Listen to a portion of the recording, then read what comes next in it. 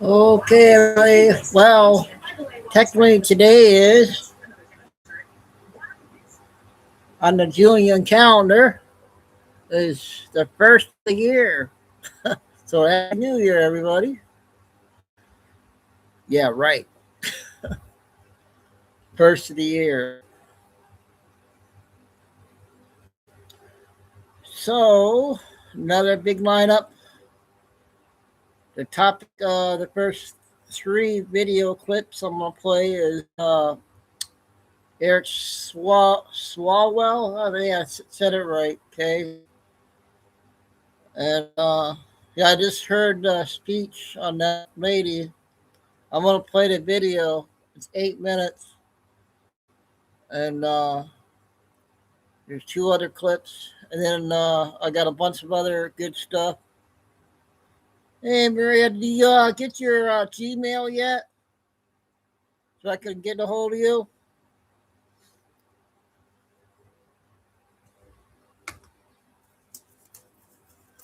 I got something to write with, and I'll delete it as soon as you put it up. I got something to write on. Whenever you get your the one you got, yeah, you have to have a Gmail account. So it's real easy to do.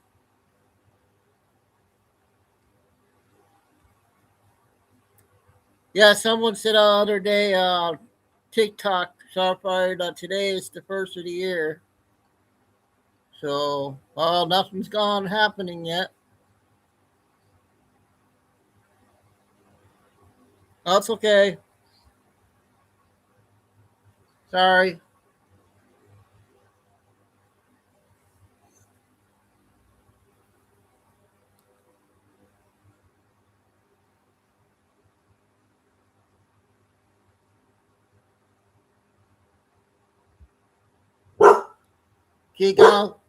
Chico, come on now. Don't start.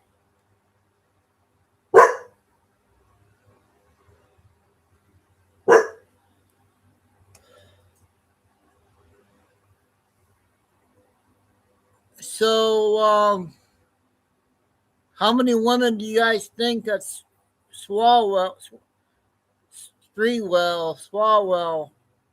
accused of? You guys got a high number, you think? They're saying about three of them that came up, said something, but I think there's more. I got video clips of the fake shuttle launch prior to. Did you see those fake videos on Telegram they had on the shuttle? They had a couple clips. I got a lot of good stuff. I got an hour, Chico. I'm gonna put your necklace on. Um, uh, Everybody likes Carrie Cassidy, right? So far, you remember Carrie Cassidy? I okay, Maria. Um, Carrie has a good one that's an hour, and so far you got one of your favorites. I got. I'm gonna play. I don't know if you still like him or not. Nino and Deco had a video out too.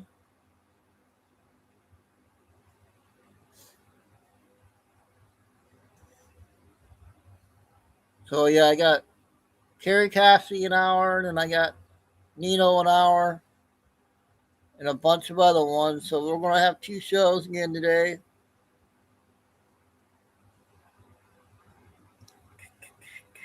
Flying Eagle should be coming in. I talked to him.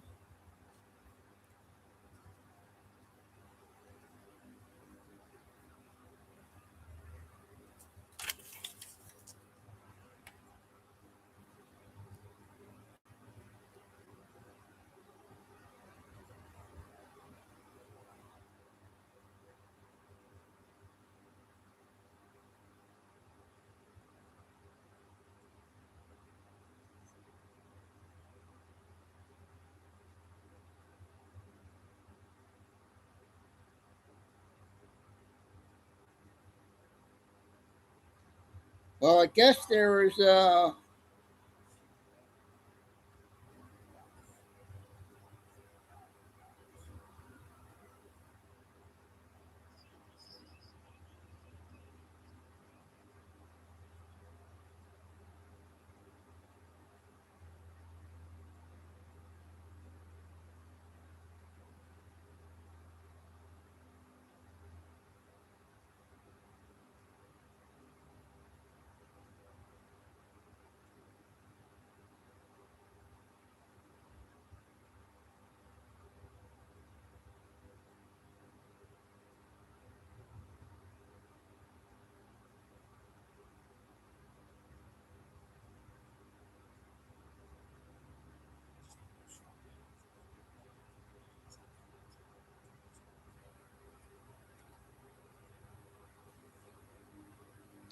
so I'm gonna go ahead and get started. I know a lot of people are at work.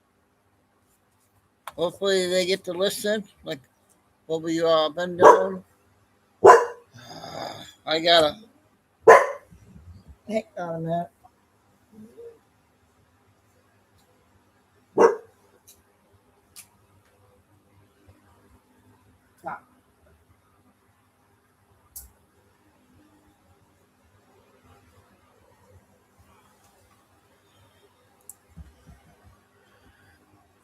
So the first video will be the accuser coming on just a little bit ago. 8 minutes.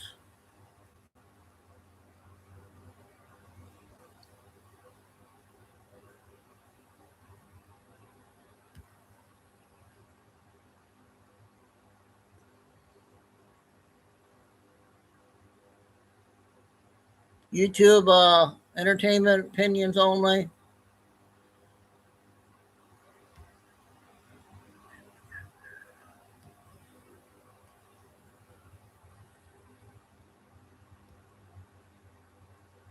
Ah, dang it.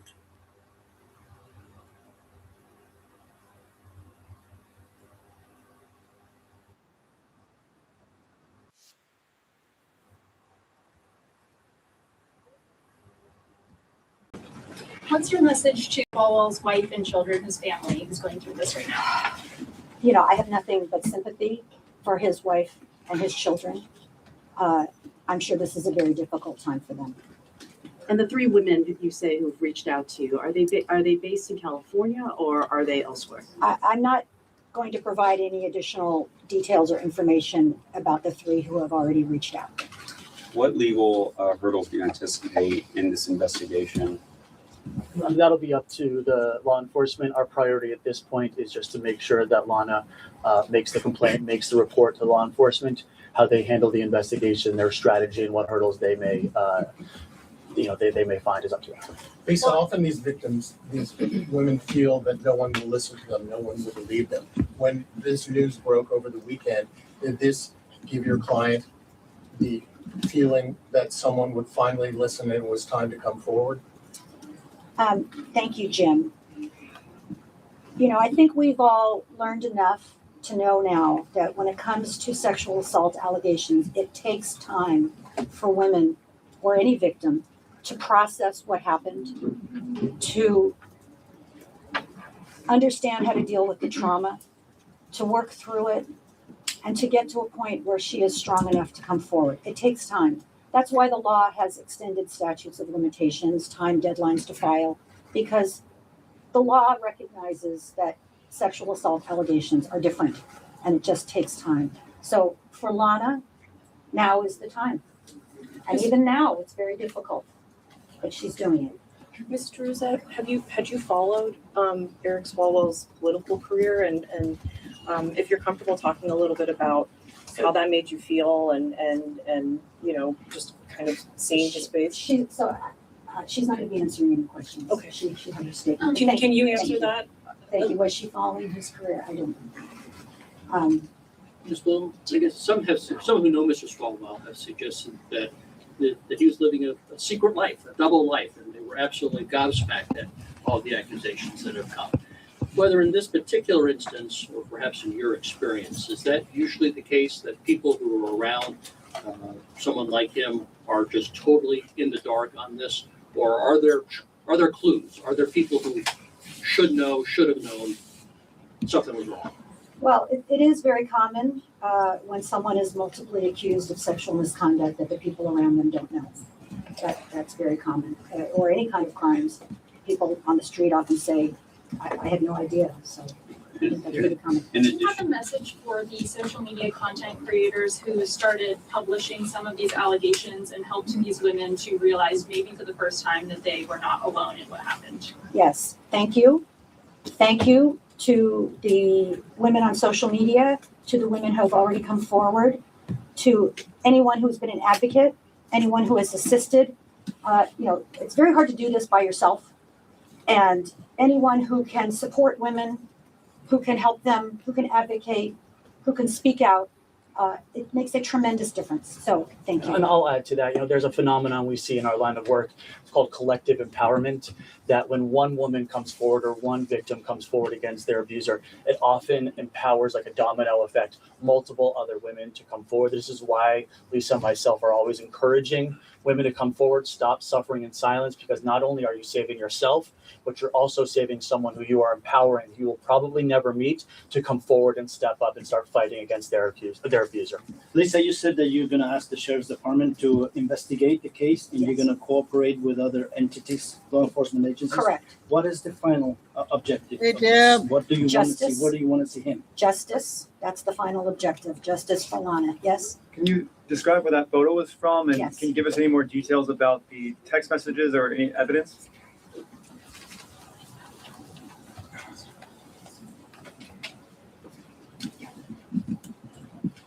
So this is a photograph that we've enlarged, obviously.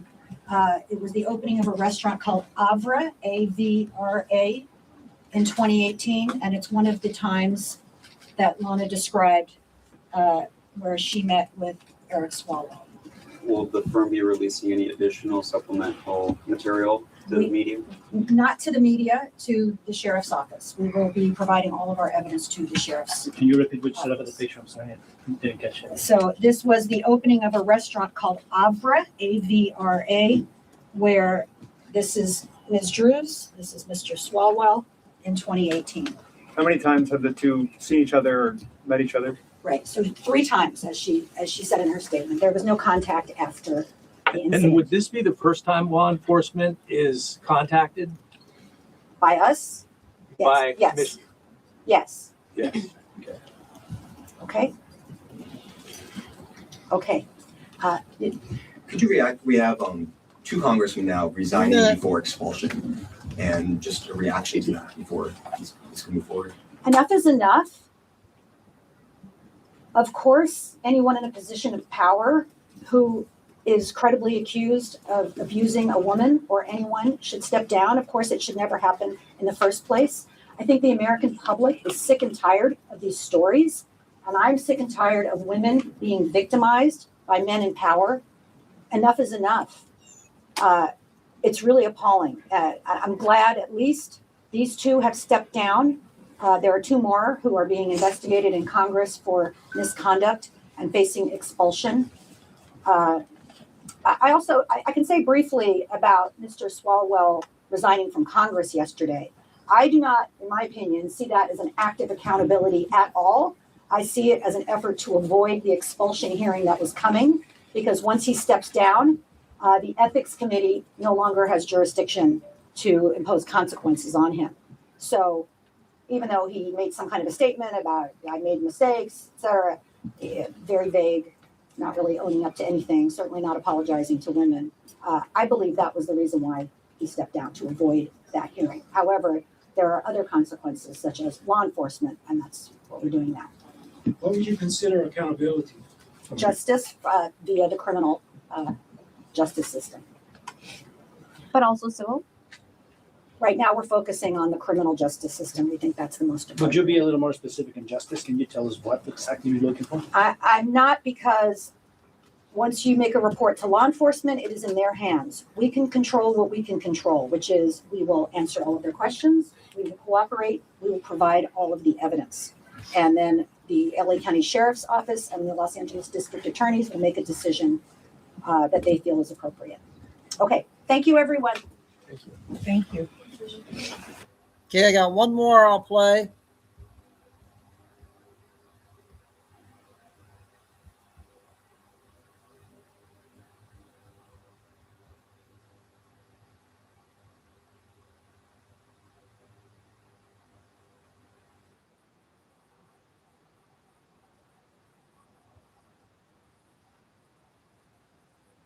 In waste and Congressman Eric Swalwell announcing he's resigning from the House ahead of a possible expulsion vote. The Democrats' decision to step down follows 4 allegations of sexual misconduct. And then later today, one of those women is expected to speak out and oppress her. All right. Alex Hogan all over this. She's live in Washington. Hey, Alex. Hey, good morning. So the House is back in session with a dramatic first day. One congressman announcing that he is resigning, another announcing plans to retire. So Congressman Eric Swalwell walking away from the job just the day before. The 45-year-old withdrew his hat from the California governor's race as one of the leading Democrats. Swalwell shared this message online, writing, "I'm deeply sorry to my family, staff, and constituents for mistakes and judgment I've made in my past. I will fight the serious false allegations made against me. However, I must take responsibility and ownership for the mistakes I did make. It's also wrong for my constituents to have me distracted from my duties. Therefore, I plan to resign my seat in Congress." Swalwell faces allegations of sexual assault and sexual misconduct from several women, including a former staffer. And the House Ethics Committee announced it is launching an investigation. People who are in positions of power and authority over others need to be held accountable when they take advantage of that position. And frankly, I'm glad that he'll be gone. What surprises me is how these guys keep doing this over and over. He's not the first, and he probably won't be the last. He has serious criminal problems on his hand, and I do think that he might end up in jail. Not only did I receive forensic reporting showing that, that infamous video of him in the hotel room was indeed him. It was not AI generated. But I'm also being told that, more stuff is going to be dropping in the next 24 hours. And then also potentially the individual that recorded that video in that hotel room, Jesse, was a female and she was underage. And amid bipartisan demands that he step down, Congressman Tony Gonzalez says he'll leave Congress early. The third-term Republican lawmaker is accused of having a coercive sexual relationship with a staff member who later killed herself. The House Ethics Committee formally launched an investigation into Gonzalez last month. And Gonzalez shared this online, saying there is a season for everything and God has a plan for us all. When Congress returns tomorrow, meaning today, I will file my retirement from office. It said it has been my privilege to serve the great people of Texas. So it's not officially clear yet when Gonzalez or Swalwell will officially leave Congress, despite making these announcements just yesterday. Guys, back to you. Wow, that moved quick. Alex, thanks so much. I think it's because one of the reasons is it's just not one person. Yeah, there's 4. And there's more. There's 4, and there's pictures, and I'm sure, and there's stuff that made him say this is going to get worse if I stick around. Well, Congresswoman Anna Paulina Luna, who was the one who was calling for him to step down from Congress, he actually ended up doing that, and so did Tony Gonzalez, because they were going to be expelled as early as probably this week, most likely. But she said he might end up in jail because there are claims that there's this underage girl, might be this underage girl who was videotaping him in a hotel room, I believe with another woman. And the young girl who was videotaping, she says, might have been underage. So there is going to be an investigation, an ethics investigation, and a criminal investigation. Well, that's definitely going to be a criminal investigation. And then you layer on that, well, the alleged minor is statutory, but then you have people that couldn't consent because they're saying that they were drunk. And so that's the thing. Now he's saying, look, I'm basically confessing to the ones that I feel like were consensual relationship. That's why I'm resigning. I cheated on my wife. I dishonored my family, dishonored the office, but I'm not going to confess to the legal charges of that I raped someone. So he said he's going to fight those charges. So you have the 4 women who said that there was sexual misconduct. Right. One of them, I think one of those 4 is the one that was hiding her face in the interview yesterday that said that she woke up in his hotel room. Took her a while to realize she was in his hotel room. She was alone. Something had happened. She had flashbacks of coming to in the middle of whatever was going on between these two. And she said, she told him no, she pushed him off, and he did something to her anyway. So that was the girl yesterday who did that interview. Then there is a presser today. We don't know if that's the same girl. I imagine it's a different girl because she concealed her identity in that interview yesterday. I mean, the way that she was describing it, I watched the interview on Saturday night. I think it was Saturday on CNN. The way she's describing it, it sounds like somebody, like how people describe what happens when you're drugged, when they put something in your drink. She doesn't say that, but it seems like when she says she's blacked out, the way she did and had it 2 separate times. But the thing about Congressman Eric Swalwell is what he's experiencing right now. He was aggressively going after every Republican possible. The only reason you know his name is because he stapled himself to Donald Trump, the Kavanaugh situation, and so much more. That's how he, just like Gavin Newsom, got notoriety. They wanted to be the guy who talked about the Russia collusion, all the so-called controversies with Trump. And that's how he raised his profile. Nobody knew him in California. They didn't know him in his district. He never held statewide office, but yet all the powers in the Democratic Party were pushing him to be the next governor. Remember Eric Swalwell when he said this? For Brett Kavanaugh's sake, if he is innocent, I hope tomorrow he opens his statement and says, you know what, bring in all the victims. It's really focus on like serious, violent, sexual. Those three, if you like throw the book at those three. Don't wear masks in our community. You're terrorizing women. Real men don't terrorize women. There's one group who has always known the danger of Donald Trump, and that's women. As somebody who has spent my time in Congress working to stand up for the rights of victims, about sexual assault victims who deserve justice. Former prosecutor and a dad of a little girl, and that we have to do everything to stand with sexual assault victims. This is the most damning part of. Okay, now what's you guys' opinions on that last clip? What Swalwell just said. I can't believe that.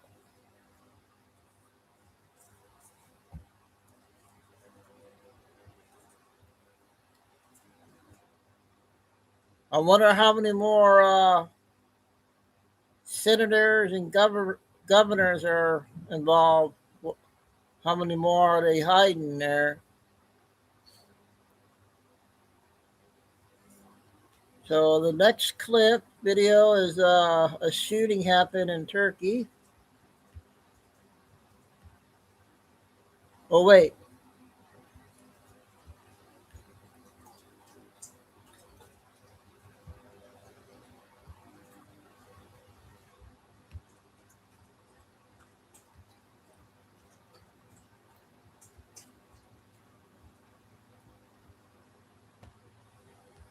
Okay, Tim, what do you think?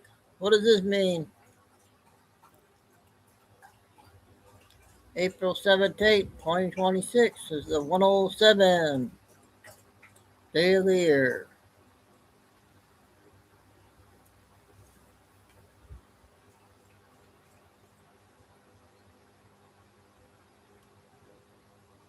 I thought today was the first of the year.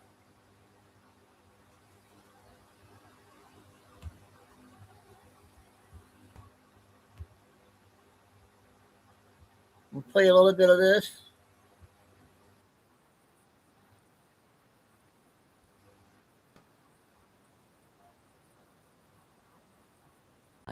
Online, accredited, built for what's next. Get started at wgu.edu.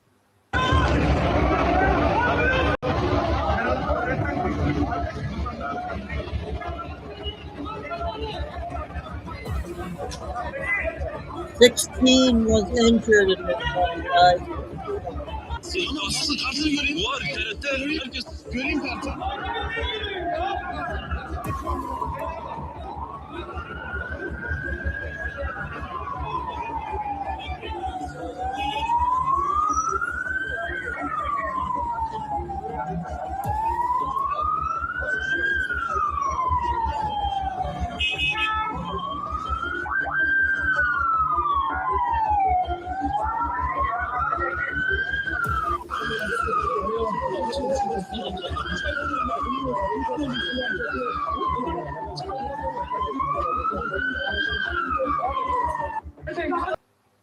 So I just let you show that clip there.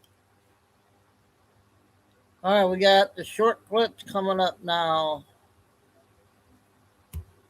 2-minute one.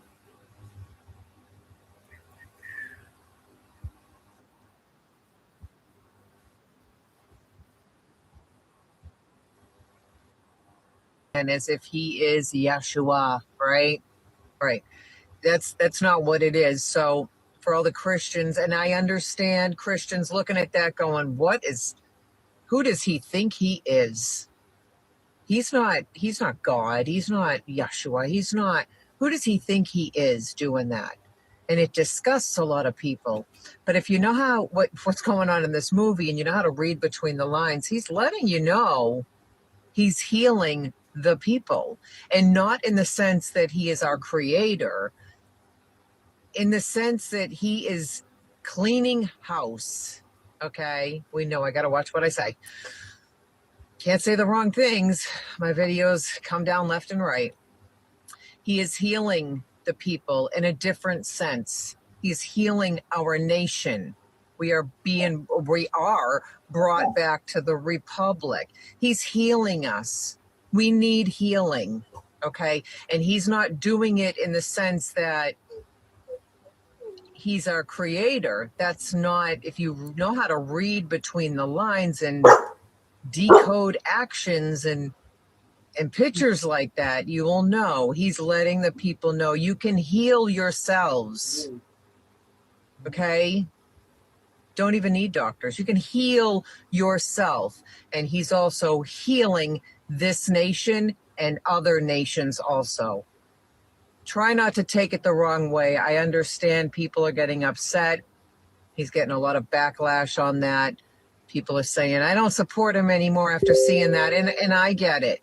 I get it. For the average person that does not look at things differently, like people that know what's going on, they would say, oh my God, he's got nerve.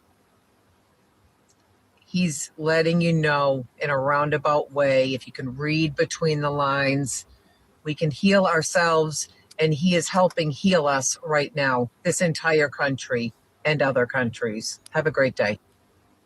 Okay, another good one from her. There was a fire in New York, an apartment building. We'll show that real quick.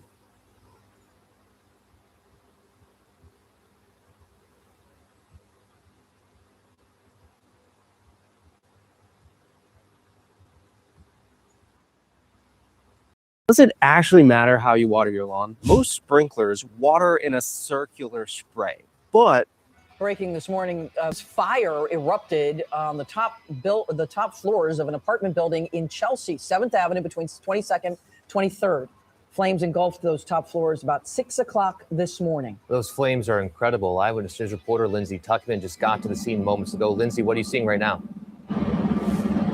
Yeah, good morning, Perry and Michelle. This was an absolutely massive fire, and it's been a few hours, and firefighters are still here working to fully get it under control. The massive flames aren't here anymore, but you can see that there's still a great deal of smoke, and fire crews working to still get some of those hot pockets and a little bits of flames that are still pouring out of the building this morning after this early morning fire that was started around 6 a.m. Now, this is a vacant building. Again, we are here on 7th Avenue between West 23rd and West 22nd Street. And at one point, it was fully engulfed in flames. Right now, crews, again, are still working to get hot pockets out. And there are many firefighters, trucks, EMS, and crews filling the streets to get this under control.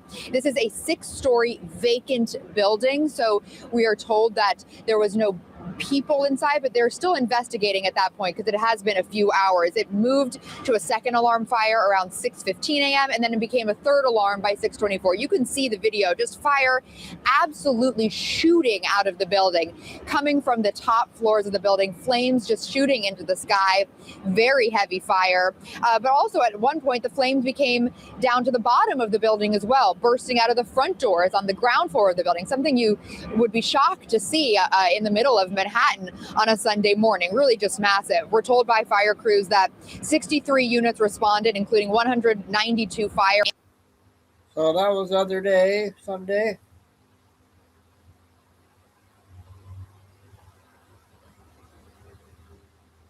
Okay, we got a 3-minute one.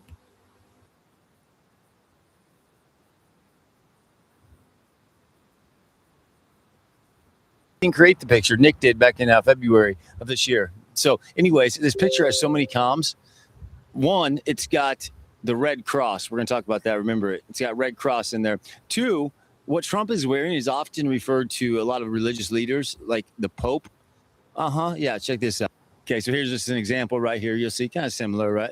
Okay. Y'all remember this guy. He disappeared from the movie script. But you see that? Kind of similar, white, red. Yeah, okay. All right, so let's go back to that the whole Red Cross thing. This is Q Post 489 in 2018. Y'all with me on this? Y'all ready? Okay, it says right there, it says U.S. taxpayers are paying for it all. Paris Accord, scam. Red Cross, scam. Billions. Okay, keep that. This is where it gets really good. Okay, check it out. So Red Cross Iran, Red Cross Pakistan, Red Cross North Korea. Oh, that sounds very familiar lately. These people are sick. Anyways, check this out. Look at the date, 4/23/2018. That'll be a Delta coming up here in less than 2 weeks. Oh, wow. That's crazy. It's all happening. That was 8 years ago. This is happening now. But anyways, hold on. So like a perfect movie, this lady shows up from DoorDash with McDonald's, perfectly bagged. You know, like Trump says, it doesn't look staged or nothing, does it? No, it doesn't at all. But, you know, they have conversation. They're talking about a lot of things. Obviously, you got McDonald's. That's a comm. I'll show you in a second. The Red Cross gets brought up. That's a comm. Now, guys, remember, let's go back real quick. I just go to my last video. I just made a video about what? The Pope is now coming out saying some weird stuff. Okay?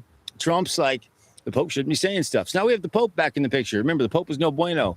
So we go back and watch my last video. But then we had the blockades that Trump said. Blockades, right? And remember, I said, when the blockades are removed, Q said, once removed, D-class coming. Okay, you catching on now? Well, guys, so check this. I'll explain this in a second. But if the blockades are removed, as in, you know, with Iran and all the Houthi, or not Houthi, but Strait of Hormuz, and D-class is coming. Do we have any D-class coming maybe on the Pope, maybe on the next phase, maybe on the Vatican? D-class of the Red Cross, what they've done. And by the way, McDonald's. Did you guys know the only McDonald's in Cuba is located at Guantanamo Bay? Gitmo? Did you guys know that? Guantanamo Bay, man. They got a McDonald's. That's it. The only one in Cuba.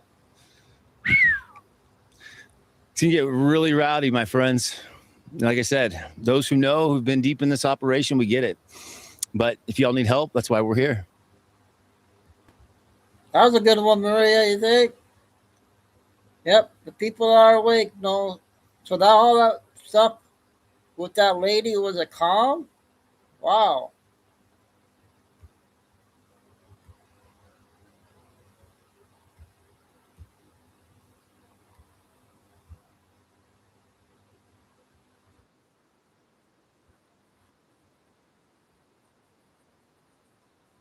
That the Democrats will remove President Donald Trump from office if they take control of Congress in the midterms, including by changing the process of invoking the 25th Amendment to no longer require the vice president to sign off on it and no longer needing a majority. Far-left Representative Pramila Jayapal openly admitted on national television that her party plans to do anything and everything to oust President Trump. Jayapal was talking about the 25th Amendment that they never once mentioned in terms of Joe Biden over Trump's threats to Iran that the president made to get the terrorist regime to open the Strait of Hormuz. We need to do whatever we can to get him out, impeach him, invoke the 25th Amendment, push for him to resign, whatever it is, because this is so grave of a situation. Republicans say this is another attempted coup or insurrection by the Democrat elites in Washington against the American people's choice. Many are pointing out that Jayapal was not born in the United States, but was born in India, and are also pointing out how unsuccessful the policies are in her home country, calling her unfit to make any decisions in the U.S.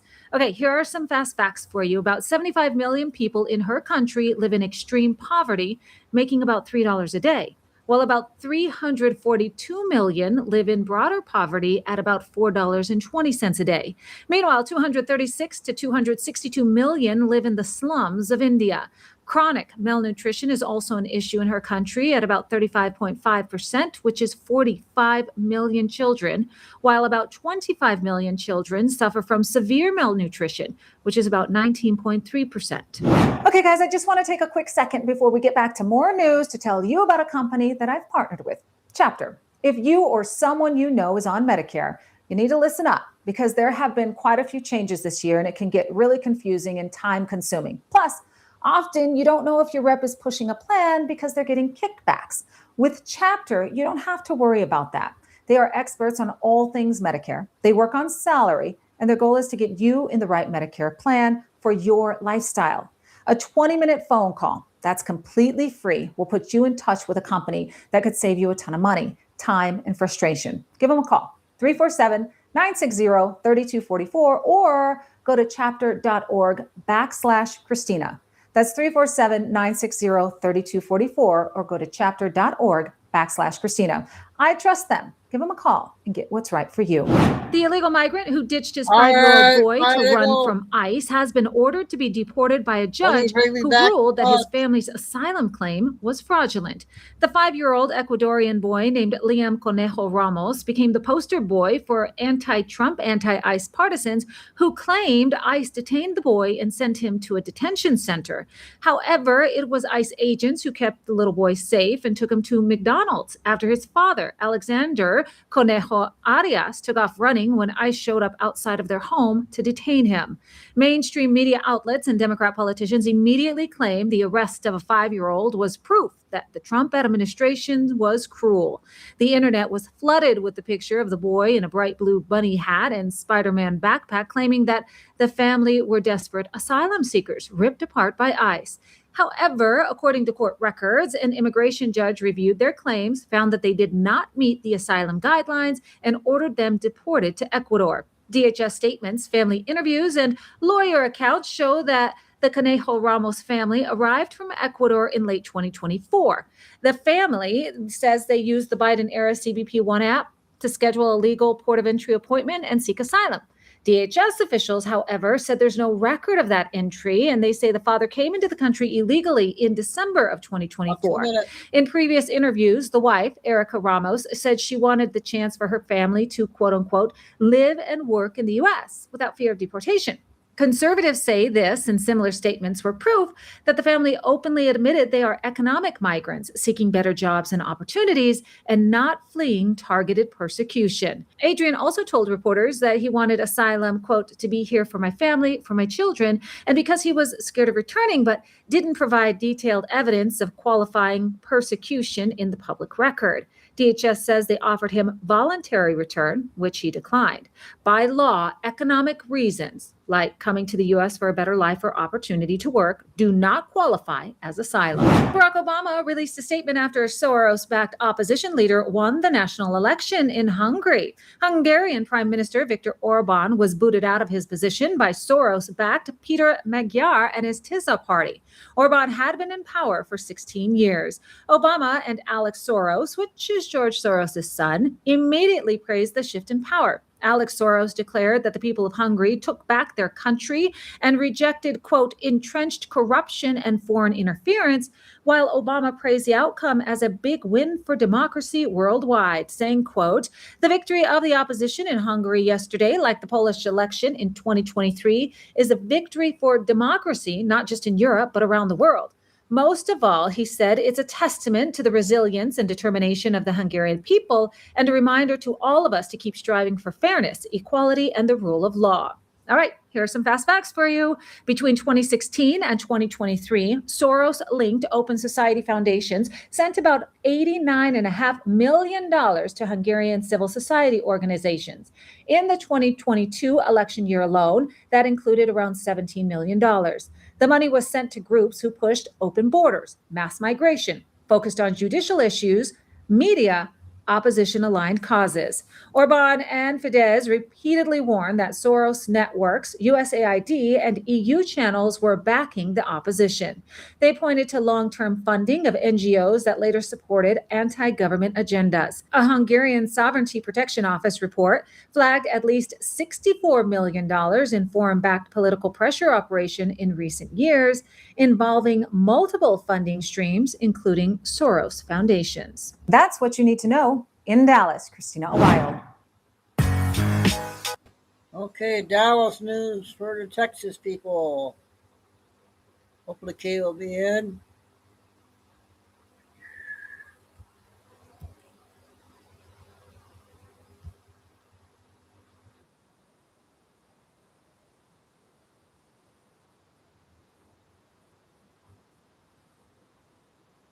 Pilot Victor Glover and mission specialist Christina Cook and Jeremy Hansen taking their first steps outside for their historic test flight. I'm going to pause this right here because everyone has been asking me to do videos on this Artemis 2 hoax. So let's start right at the beginning of the launch crew walkout. To a wonderful applause from the crowd. They're looking really excited. Now, what I want you to pay attention to are the cell phones that the people in the crowd are holding and recording and taking pictures with. Pay attention to these phones. I'm going to freeze frame the shots where they're holding them up, aiming them at the astronauts. And you will see that there are no astronauts whatsoever in the cell phone footage view. Some big smiles. I love that. Out here. It's a great day for us. It's a great day for this team. A few words from Reed. Great day for us, the team, he said. Thumbs up, more thumbs up. Of course, a lot of pictures. We hear some camera shutter clicks back there. I love some big smiles. Let's see that.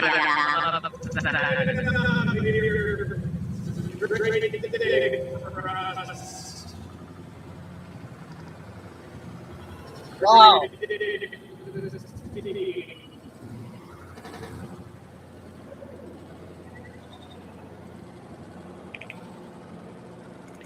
a few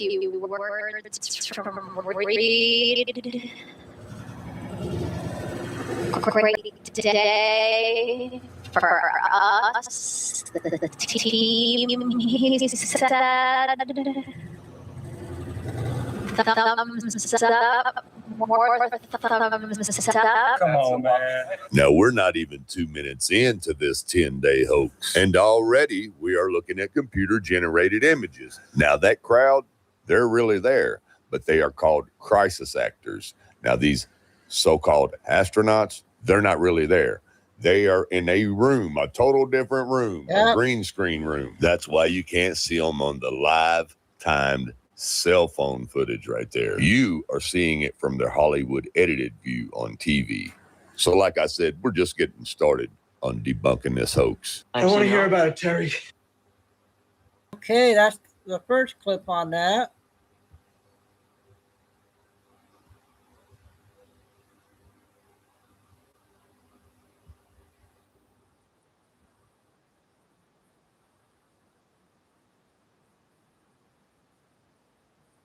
Central casting?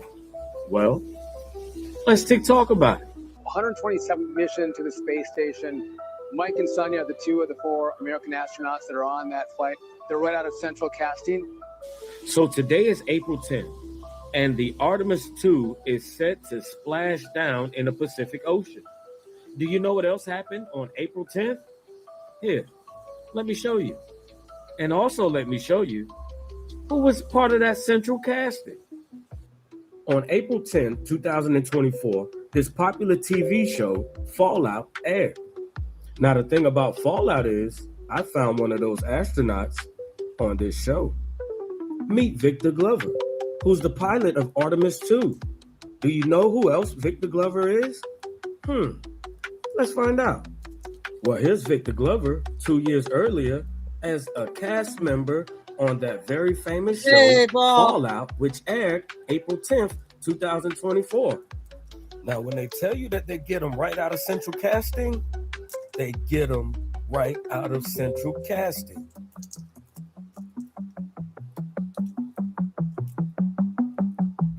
Now, you might ask yourself, for those of you that don't know, what is central casting? Well, I give you the definition and then show you the company.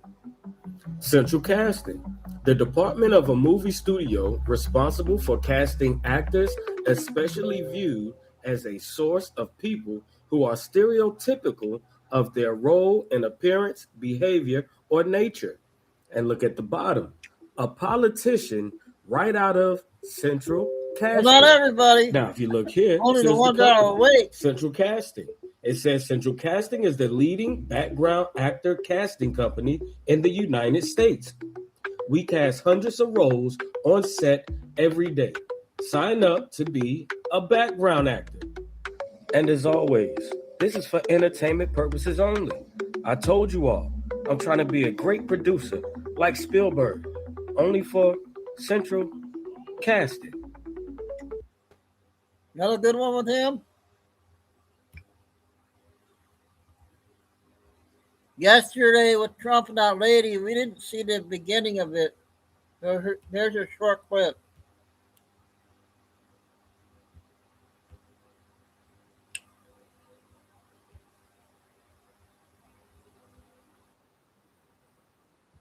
About 2 minutes.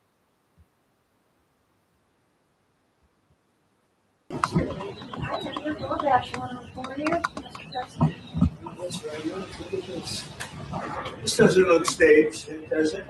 They're all your favorites. That's right. These are good. The rest is doing a good job.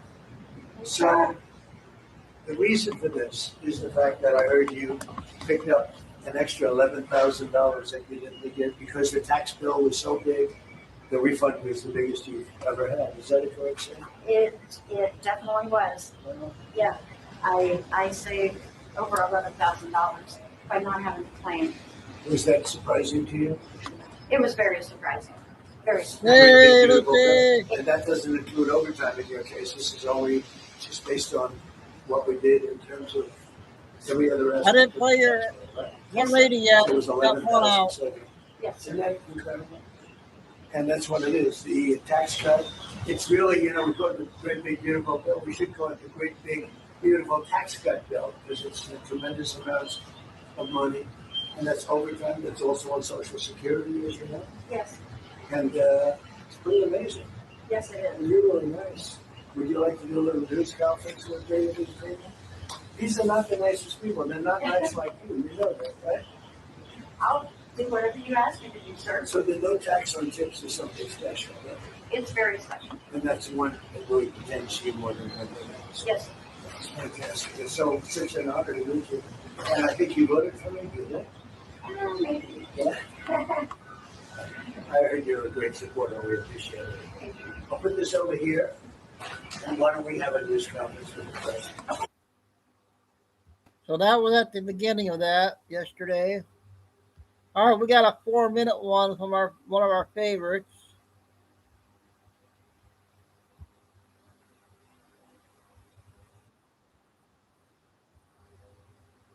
This one, Falwell, let me tell you a little something about this. This man was setting it up. Let me tell you, this is why he was all over everywhere talking about believe the women, you must believe the victims and all this stuff, because he was setting himself up for something like this so that people would be like, well, there's just no way. There's no way. I mean, he's always been a woman's advocate. He's always been an advocate for women. Oh, but they brought receipts. So this is what I want to say right now. First of all, there's a press conference coming up from another victim very soon, I think within the next hour. The Democratic Party took your ass and threw you right out with the trash. You want to know why? Because you decided you were going to run for governor, and that's not what they wanted. Now, let me tell you about something in Washington. It's just like Hollywood. Everybody knew what was going on. Everybody knew about most of these women. Everybody knew what kind of pig you were, but they dealt with it because you were doing their bidding. But the second that you decided to do something they didn't want you to do, that's when they Y'all come here. We need y'all to. Okay, let me tell you a little something else. These women were actually SA'd. Unlike Kavanaugh and Trump's victims, these women knew where it happened, had receipts, went to the hospital and had an exam kit done, okay? Told their friends about it when it happened. Unlike Brett Kavanaugh's woman who can't remember what house it was, I think it was this date, I don't know, or the goofy ass bitch that said Trump raped her in a damn dressing room of a fucking, a big giant shopping, I can't think, a big giant shopping store. I know that's not the right word. Okay. So he takes her in a dressing room and grapes her, but she don't really remember exactly when it happened. No witnesses. She didn't go to a doctor afterwards, even though she said it hurted. None of it. That's because it's all bullshit. But these women, this shit happened. And let me tell you something else. That video that y'all been seeing that's been going around, they're like, is this AI? Well, somebody done came out and said that video is real. And apparently there's talk that that's a minor filming it. So what else were you involved with, Eric? Let me tell you what. In the next week or two, you're probably going to hear some shit this man did that's going to rip your guts out.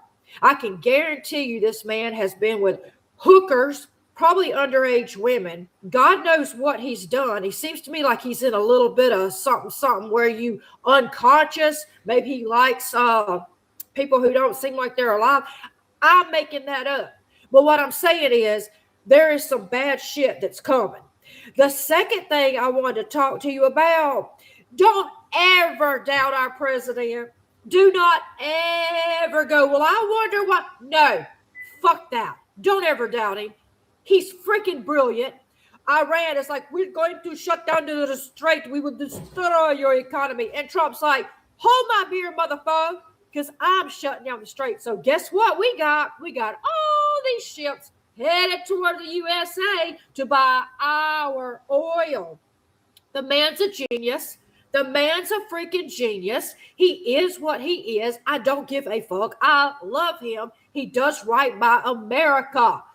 Get over any doubts you had about President Trump. He is the freaking best ever. And this right here with Eric Swalwell, he tormented our president. He fucking tormented Brett Kavanaugh.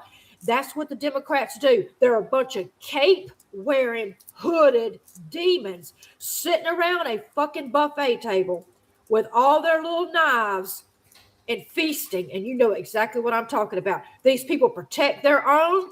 But boy, when they done with you, they done with you. Nancy Pelosi didn't even damn hesitate. She didn't even stop to take a sip before she come out and said, get the fuck out.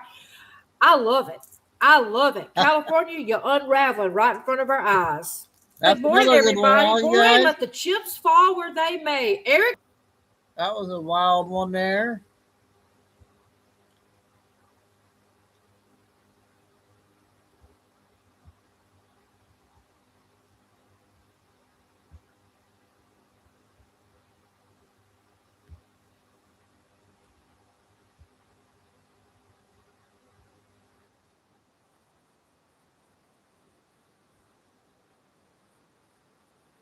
Send all of my. Thanks for joining us. New tonight, Franklin County school leaders have decided not to move forward with looking into a 4-day school week. This comes 2 months after the division sent a survey to staff, parents, and students. A 4-day ABC school 13's week. Hayden Robertson joins us now live from the school board office after tonight's meeting. Hayden. Pat Noreen, the school division was looking into this as a possibility to help save them money, as well as get better teacher retention and deal with some of the mental health struggles that students and staff are going through. However, the school board gave consensus tonight to the administration team that this is not the right move. Now, the school division sent out a survey and had over 2,000 responses. Students were the main group that were excited about this possibility. However, they did have some major concerns about extracurricular activities like sports. Some parents were for it, however, had concerns with daycare and student retention. School board student representative Isaac Walker shared he's glad this is off the table. your entire weekdays are going to be taken up by your work. So I feel like we might be able to look at it in the future, but for now, I don't think it's something we can do. School Board Chair Jeff Worley is the chairman of the board and asked the board to give consensus for this not to move forward. He says that he doesn't have any proof that a 4-day school week would actually help students here, and he also doesn't see how this would actually. So, what do you guys think of that 4-day school week?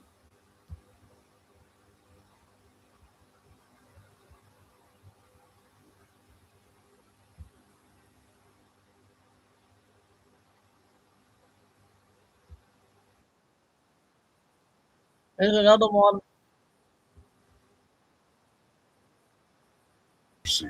But the real threat was the attempt to I don't think remove we him. played this one, did we? On December 9, 2016, inside the Obama White House, a classified meeting took place. Present were CIA Director John Brennan, DNI James Clapper, FBI Deputy Director Andrew McCabe, and several senior officials. Barack Obama was there, and what they discussed would become the most coordinated political deception in U.S. history. Just days earlier, an internal intelligence community report concluded Russia had not altered the outcome of the 26th election. On December 7, DNI Clapper reaffirmed it. Quote, foreign adversaries did not use cyber attacks on critical infrastructure to alter the U.S. presidential election outcome. End quote. But that wasn't the story the Obama administration wanted. So after that White House meeting, Clapper's executive assistant sent out an email. The order: prepare a new intelligence assessment, one that aligned with the president's request. That's right, intelligence was politicized at the highest levels under the direction of a sitting president to frame the incoming one. They buried prior reports. They inflated the Steele dossier. They reversed conclusions, and they launched the January 6, 2017 Intelligence Community Assessment, used to trigger investigations, media hysteria, FISA warrants, and ultimately impeachment. It was a soft coup. He's not in yet. Director of National Intelligence Tulsi Gabbard has now declassified the emails, memos, and reports. In her words, this was a treasonous conspiracy orchestrated by Barack Obama and carried out by key members of his administration. General Flynn calls it the greatest crime in American history. Others are demanding arrests, indictments, and immediate action from the DOJ, because if this stands, our constitutional republic falls. We now have names. We have documents. We have sworn testimony. No more theories, only accountability. My friends, we are all anonymous, and we speak for the silenced, and we are awake, and we are everywhere, and we will not stop until the truth is reckoned with. Okay, the mask guy. All right, we got the first 16-minute one here.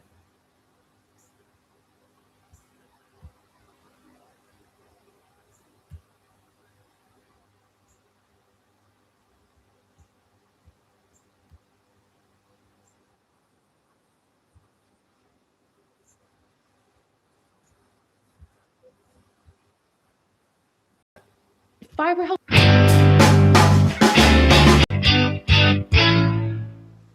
Hello, I'm Christy Allen, and you're listening to the Just a good one, Tsunami of Truth here Triangle. on johnmichaelchambers.com. I had a different plan. I was going to do something much, much different, but I saw this and I had to do it. It's just that good. That's David Tracy, Sorensen Flying said Eagle. the actions that President Flying Trump Eagle, is that's taking Tracy on the bottom. are going to create a world so different it will be impossible to recognize in the future. For the last decades, the deep state actors with an agenda for world domination have carefully constructed a worldwide structure as the foundation for their one world government. Several organizations were central to this plan: the World Health Organization, the United Nations, the European Union, and the World Economic Forum, and others.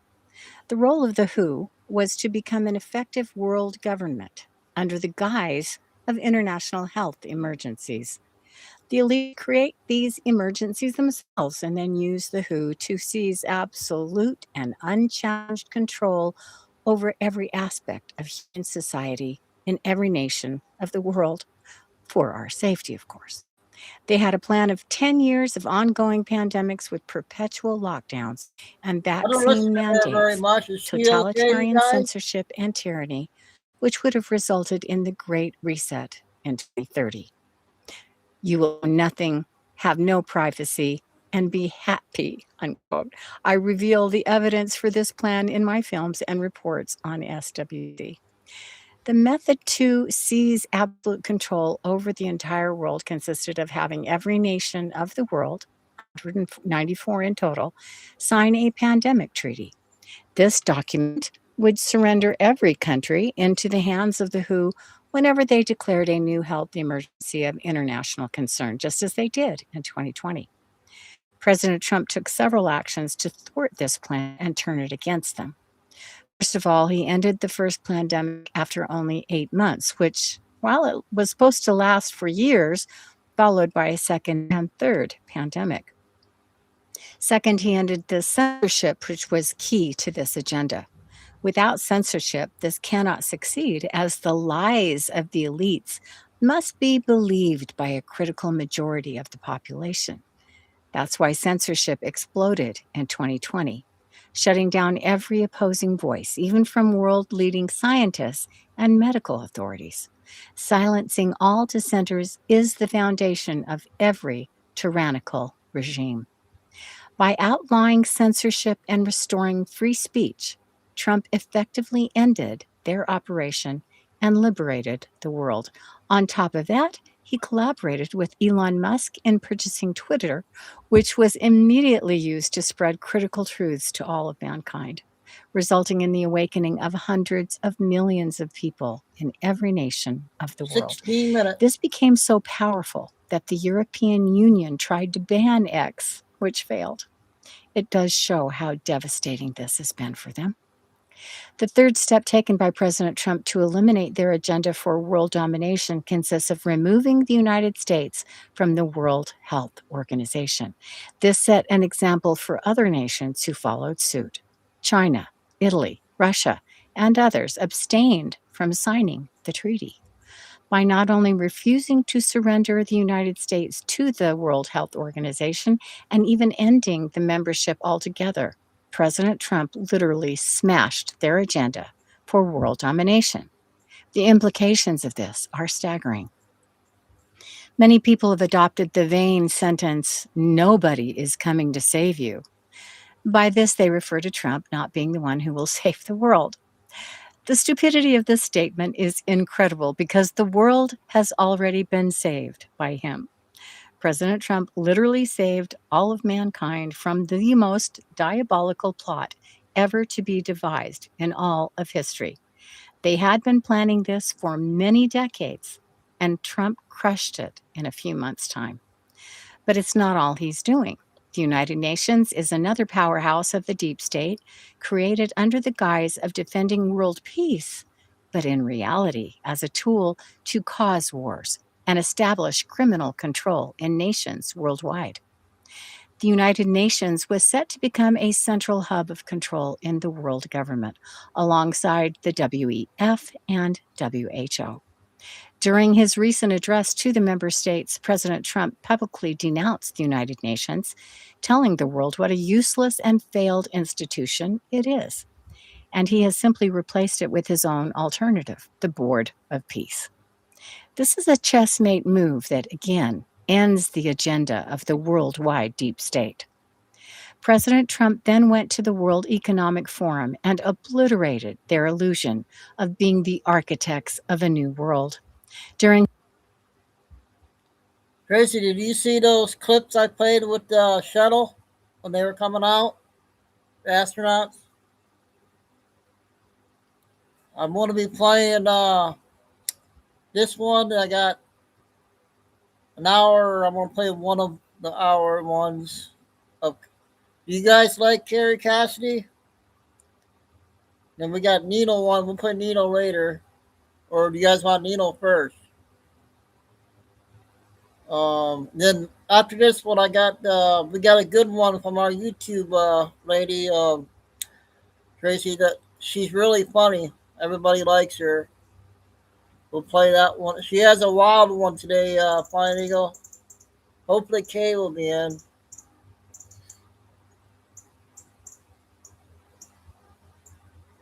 In his 2026 speech at Davos, he ended the idea of globalism and made it clear that individual nations must be strong, borders must be closed, and the concept of a small elite ruling the world is outdated.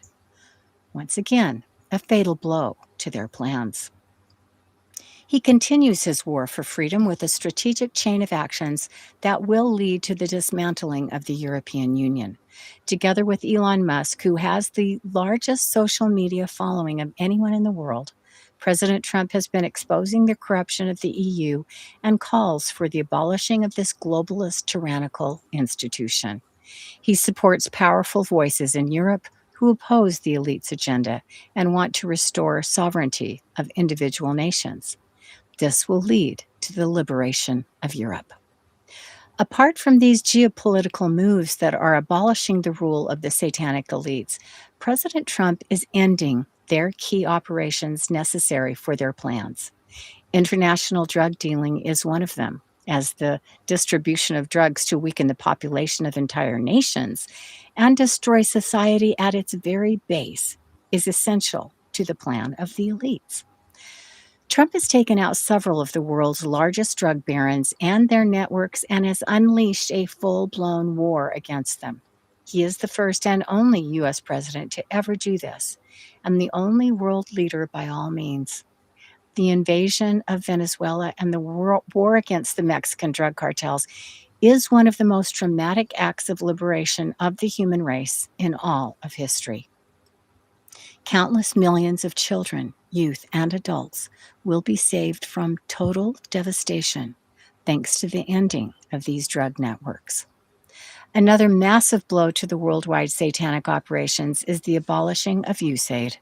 Created under the guise of foreign aid, this agency was in reality funding all the nefarious operations of the worldwide deep state.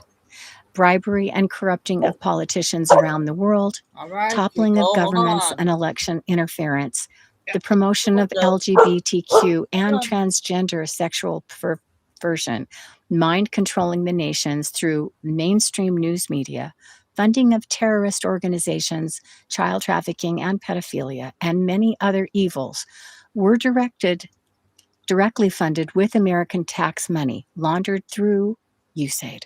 We are not talking millions or billions, but trillions of dollars. 11 minutes. America was literally used as the main cash cow for the satanic elites to finance their evil operations worldwide. President Trump ended it entirely.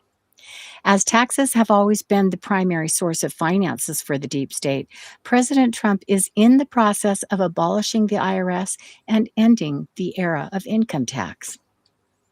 The IRS is essentially a private foreign entity used by the elites to steal the mine if the American people for their own enrichment and building of their world empire. Trump is busy replacing them with tariffs, which effectively turns the tables completely. Instead of sending the money of the American people to foreign elites, they now have to pay America. A next bold move by President Trump. Try this strange 10-second sugar hack to reverse high blood sugar practically overnight. It works so well that thousands of men and women Is the installing of Robert F. Kennedy Jr. with the purpose of ending the perpetual poisoning of the people through highly toxic food industries. Weakening the public by feeding them toxins is at the very heart of the strategy of the cabal. RFK Jr. has started a process of removing first the worst toxins and restoring healthy diets back to the people.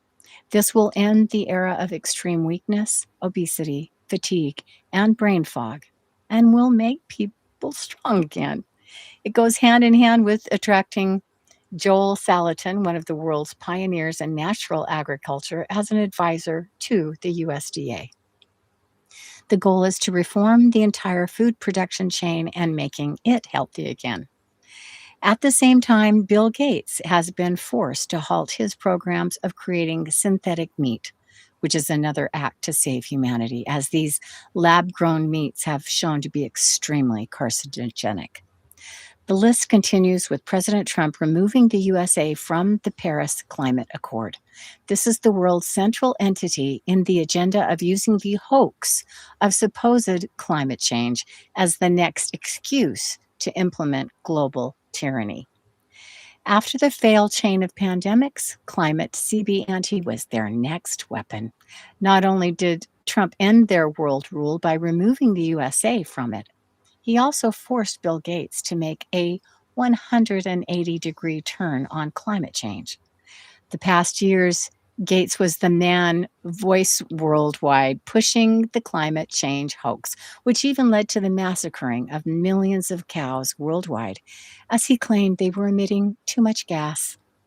Gates also promoted blocking the sunlight to save the planet as part of a long list of diabolical interventions to suffocate all life on Earth to save the planet. After a visit to the White House, Bill Gates' CV angled his stance and, to the horror and amazement of the globalists, stated that there is no climate crisis after all. The impact of this evades the understanding of all of us. It is yet another dramatic act of saving humanity. The current war in Iran is yet another operation with far-reaching consequences. During the past decades, the deep state has been sending many billions of dollars to Iran, as well as delivering enormous amounts of military equipment with the purpose of making it the launching pad of a global nuclear catastrophe.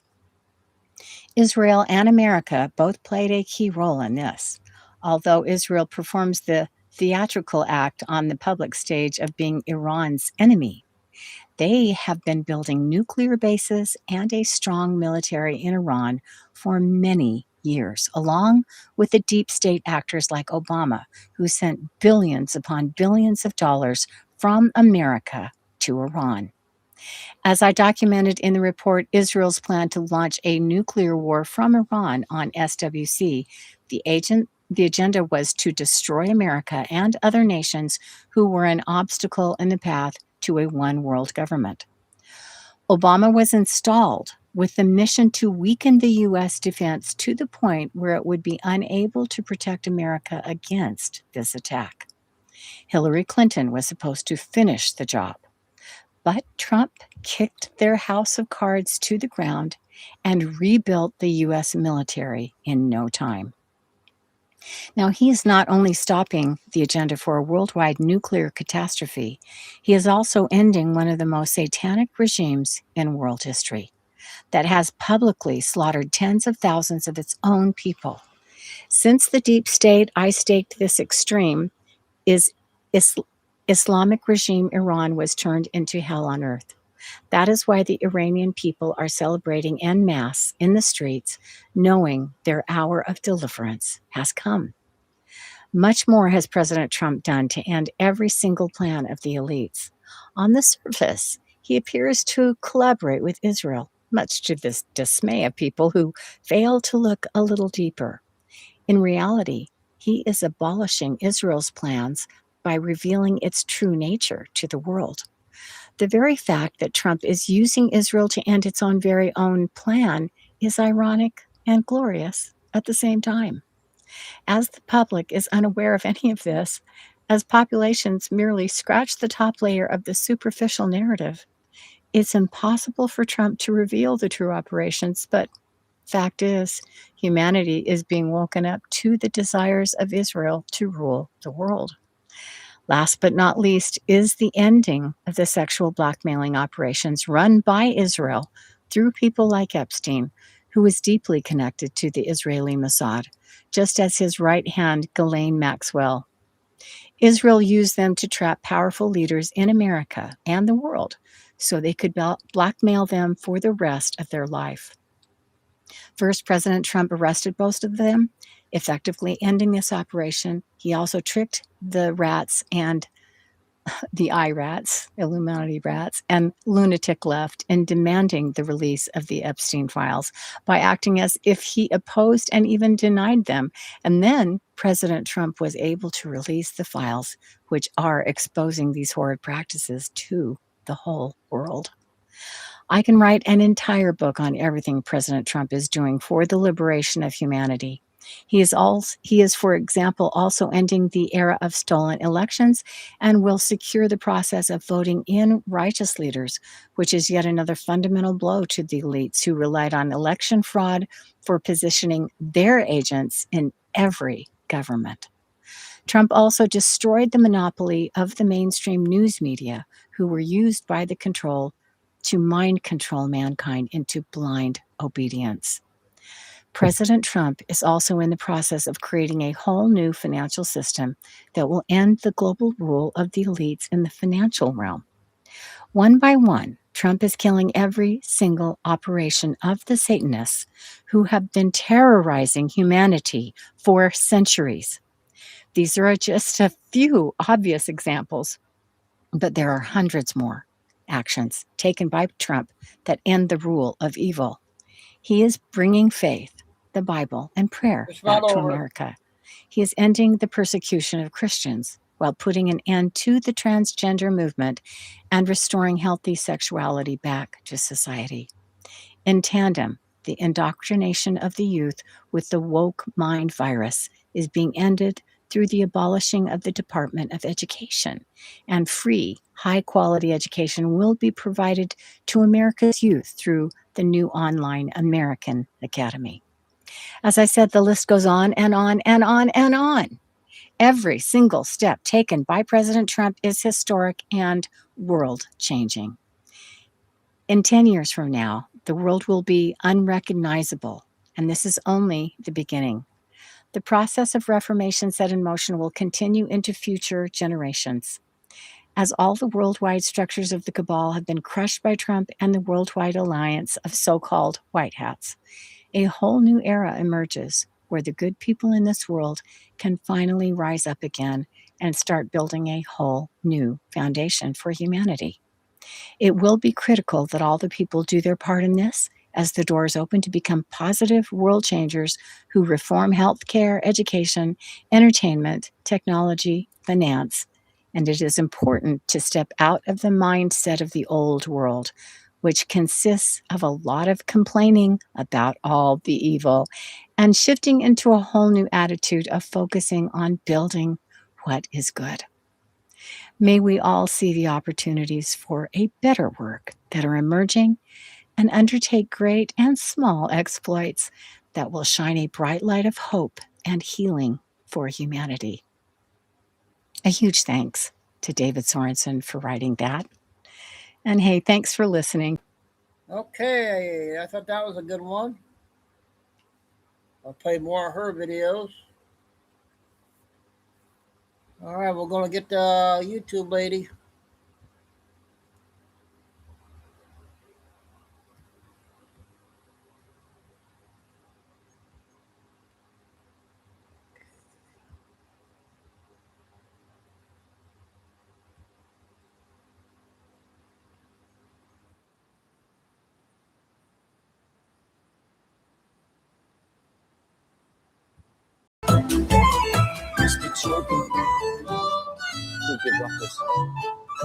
Thank you. Yeah, no bother. We are gardeners. We are farmers. Bum, bum, bum, bum, bum, bum. Don't tell me what to do, man. I don't play about no money. All I do is sweep y'all the feet out from you. About 20 minutes. Call the police. Call the fucking police. Call the police. Call the police. You ever notice how there's always some people that just like walk into a store or a restaurant and they act like they're the king or queen of the entire universe. They snap their fingers, they yell at employees, they demand refunds over $3 like they're negotiating a hostage situation. And somewhere behind the counter is a worker who is just trying to make it through their shift, biting their tongue, counting to 10 in their head, wondering if today is going to be the day that they lose their job and their patients at the same time. Today, some of them did. Because the clips that we're about to watch is a beautiful collection of rude customers pushing their luck one step too far until karma clocks in, puts on a uniform, and handles the situation personally. I was more than a couple of years ago. Let's see, probably 2000. Well, did you do the research? I asked you. I got everything I was doing right away. My $495. You want it? You want it? You gotta give. How about I'll give it to you. Really? Go ahead and call please. Go ahead and dial it. Go ahead. Go ahead. That? This is a minor that. Call the cop. Go. We're going to. Don't worry about it. Go. I'm not going out of my shop. I wish you would. It really doesn't matter who you are. Okay? You don't scare me. You're gonna. You don't scare me. I'm not giving you shit on the computer. Shut that door, will you? No. You guys. Did you call? Give me the computer. I've assaulted you. Yes, excuse me. I dropped my property. No, get out of here. I'm about to. Go ahead. I'll let you make matters worse. Because if you do that. Fault starts with Divine, the no-pay customer. He argued over paying, refused to leave, and learned pepper spray is a very strict payment policy. Karma processed instantly. Okay, though, here's the thing. Yes, he pepper sprayed him, but could he get in trouble for pepper spraying a customer like that? It's not like the customer was like coming at him. Yes, he warned the customer, okay, you need to leave, you need to get out. Did he discharge would it be discharging a weapon? I mean, yeah, he pepper sprayed him or maced him. He discharged a weapon, but was the threat really there? I don't know. Bring that window so we can pay for that window. Oh,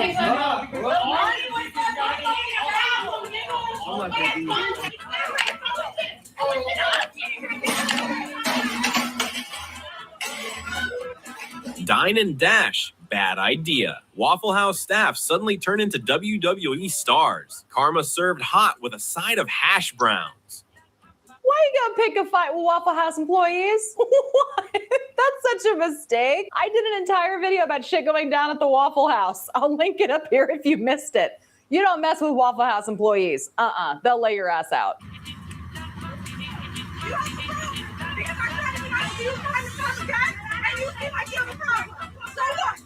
So what? No. Try me again. Drive-through delay sparks macho energy. Loud words fly, partner ducks back, and the employee stands firm like a menu board in a storm.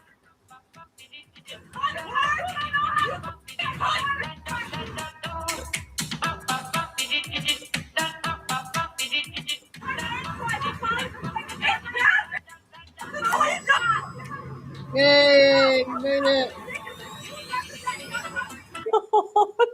He came out of the restaurant, just screaming her face at the drive-thru. I did that work. Yeah. Don't put your hands on. Put your hands on. Barber gets mad over being short $1. Pride takes over. Fridge gets destroyed. And suddenly that missing dollar costs way more than a haircut ever did.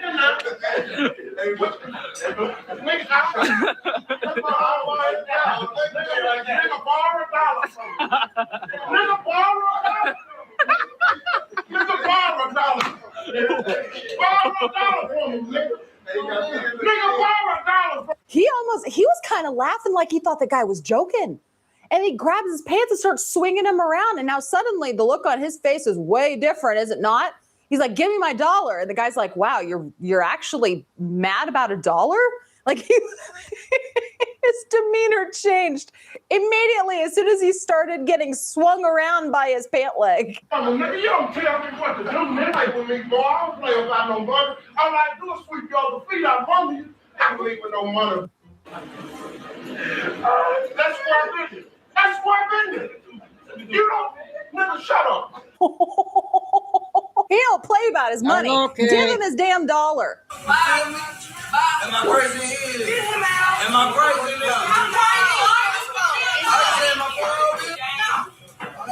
The Waffle House could be its own reality TV show.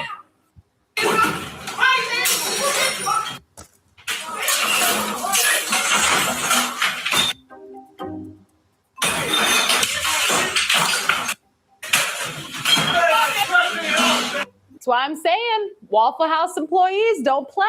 Don't be bringing that shit into Waffle House. I'm on break. You f***ing dumbass. I'm on break. IHOP worker loses it on a customer who showed up at 1 a.m. during his break. Bro, can I talk? Can I talk? You're coming at me, bro. No, can I talk? I'm giving up fucking 6 in the morning. Why you my ass if I fucking 30 minutes? You're irrelevant. You're gonna be fired tomorrow. I really don't care. Because I didn't do nothing. So where's somebody else? Hey, so bro, if you don't just break, said it. Hey, if you don't break, you just said it, bro. The white tree service fucking dumb, this and that. Bro, I'm on break. I don't even have to. okay, do it you in the telling first me place, you bro. saying But the on fact your that I even break? asked you to take See this in the bro, I morning. don't care, bro. That's what I don't think that's going through your head. I do not care. 10 p.m. shift to 6. I'm not talking to you. Nope. IHOP. Nope. I'm on break. I don't care. You know what, though? I really love when rude customers just really get it back because employees are just getting sick and tired of their shit. I'm not talking to you. I'm not talking to you. I'm not talking to you because I don't have your order. I do not have your order. I do not have your They look like they're dancing. They look like they're dancing. Oh, God. You're not just moving, you're moving in the right direction. How am I going to play soccer in Connecticut? When life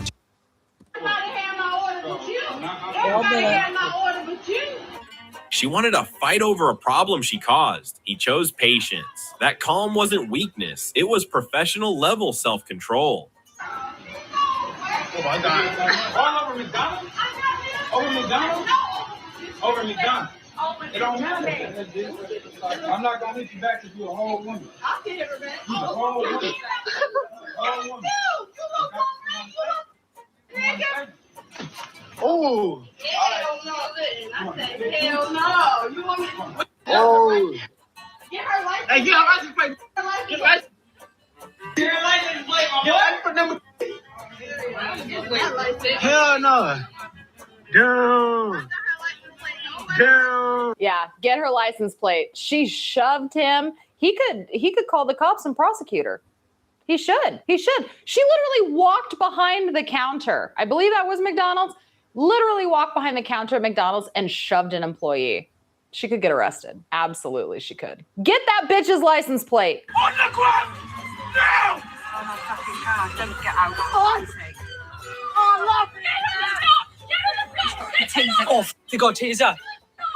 Entitled guy argues over fast food. Not fast enough. Police step in. Patience runs out. And electricity delivers the final. Sir, this is McDonald's.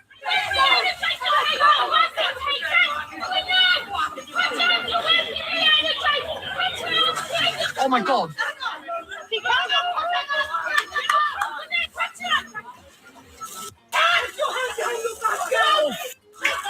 Do that.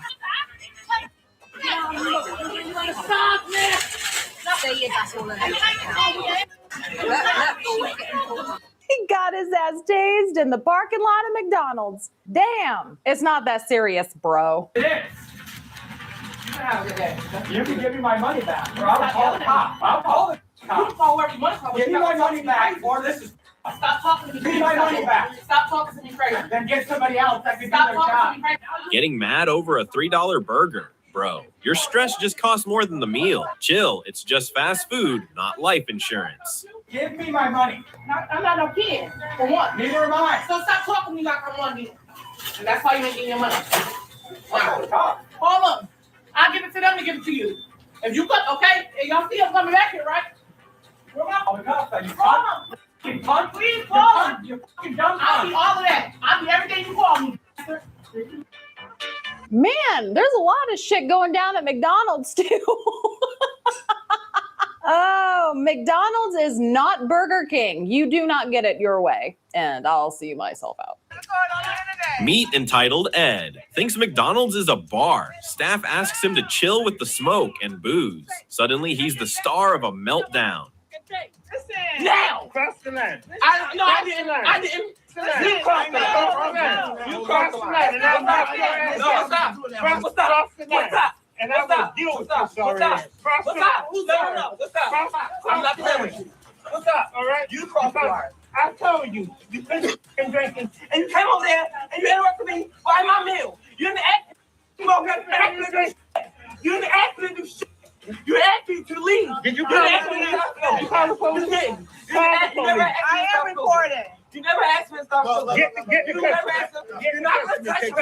And you're not going to touch me. Go. You get it. You get it. And then go to everybody. You go. You go. You go ahead. You go ahead. You go ahead. I don't know why y'all think somebody. I don't know why. I don't want to get here. No. Don't let the pretty shit fool you, nigga. Don't let the. Oh, we the nigga now. Yeah. Okay. Man, he hiked up them skinny jeans like he was about ready to throw down. My God, seriously? You think that you're going to be allowed to smoke and drink inside of the McDonald's and they're just going to let you? I really wish that I knew if they called the police on these people because that shit was unacceptable. I'm sitting right here. Go, Dad. I'll wait for our food. Go. 2 seconds. Dad, go. I will wait for our food. Okay. We'll go. I'm sorry about that. No, it's you don't. I work at the. But you should have signs. My signs are up? I did call. Yes. That's why I came here. Okay, you did not talk to me. I just came here. Okay, well, you've been on there. All right, get out. Your food's done. I will refund your My name is Candace, and I want it on my card now because that's a 36. No. Spell the name. Give me cash back. I can't give you cash back. I'm a policy. Spelled it wrong. I'm still waiting for the police. You trespassing. I don't get nothing. My signs are on my side. I have 3 signs out there saying no Mexican pizza and my lobby is closed. You raise your voice and yell at people. You know what's going on? Customer rage, maxed out. Staff patience, also maxed out. Outcome, no tacos, just a painful lesson in social etiquette. Because me out, he can leave. Yeah, but you can't raise your voice to customers. Yes, I can. Especially elderly people like that. I don't care. The deal was, and I was just like And all this, we're listen. trying to do is And order he food. started raising his voice. But you're acting like a fool. Am I? I'm not going to raise your voice and yell. No, good for him. Good for him for standing up and be like, nope, you know what? No, write this down. I'm refunding your order. Goodbye. Goodbye. And yes, he was raising his voice, but he was not screaming. He was not swearing. I thought he was holding his shit together pretty well considering. He sounded like he was really upset. And I don't give a shit if a customer is elderly or not. That doesn't give them carte blanche to just be an ass inside of an establishment. No, they have to be respectful like everybody else. There's none of this, oh, because I'm older, I get to do and say whatever I want because I've lived a long life and I'm entitled to it. No. Age doesn't matter. You still need to act like a decent person. Get the f*** out of here. That's the one to make my right? Call the police. Because I'm not getting back out here until you call the police. Freak me. Call the police. Call the fucking police. Call the police. Call the police. You're racist and you're wasting my time. Call the police. Black Lives Matter. Call the police. Fuck you guys. Call the police, bitch. Make my fucking car. Oh yeah, because you're racist. So I'll make my own. Bitch. Fucking cunt. Stupid bitch. Fucking dollars, cunt. Fucking bitch. And fees inside. Eat coffee like Tim Hortons told me to. You stupid fucking stupid asses. I have you on camera being racist. Stupid bitch. Okay. Now I'll never come back. Now I'll never come back here. That's the best thing that she could have ever said. Right? But you're racist and you're uneducated. You're uneducated. I can't, what's the word that people use and put it in the comments? What's that word? Fatigue.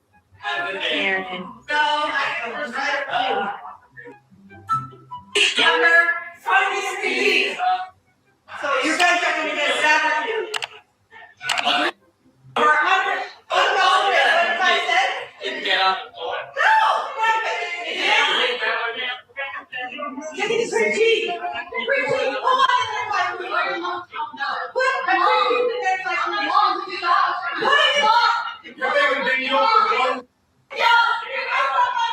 Oh my God.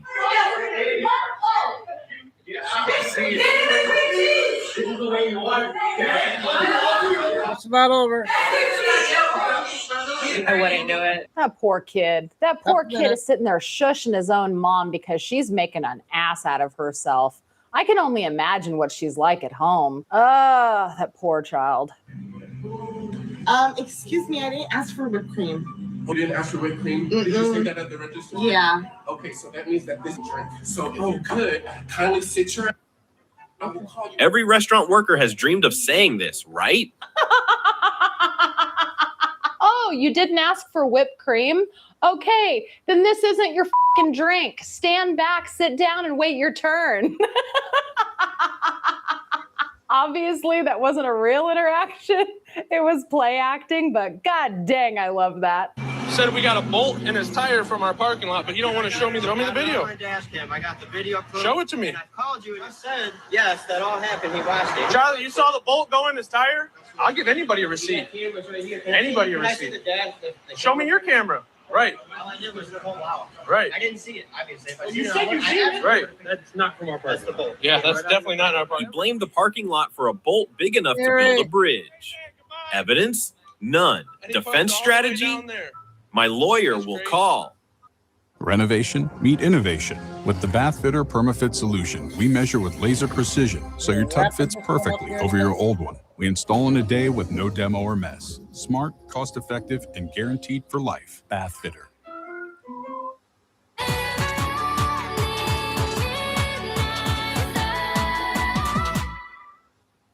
Yeah, your lawyer will call, all right. Never gonna see you again.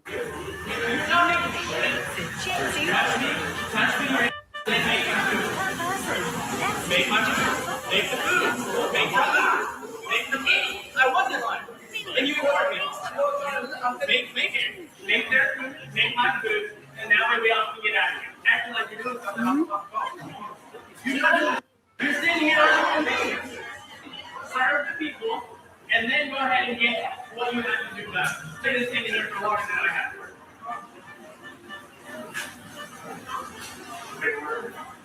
Did you guys learn our line? Did all y'all learn one? Good. Hey, let's all go back down and time. What you guys do? Stop us all.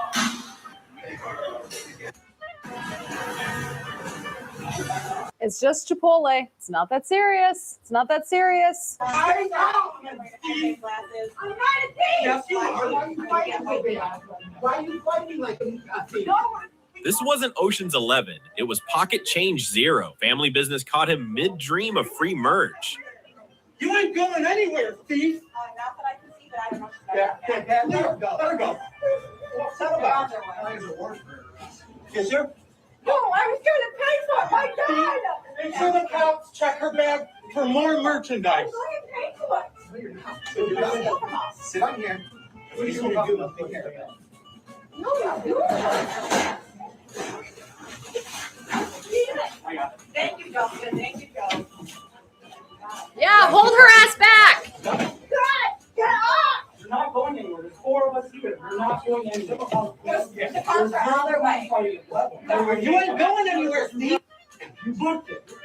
You're ignorant. Good for them. Good for them holding her ass back because they knew that she stole from them. That's a good way to end. A thief getting busted. If there's anything that today's clips proved, it's that patience has a breaking point, and I am here for it. Also, special thank you to the YouTube. Okay, that was the one today. We got, what one did I have ready?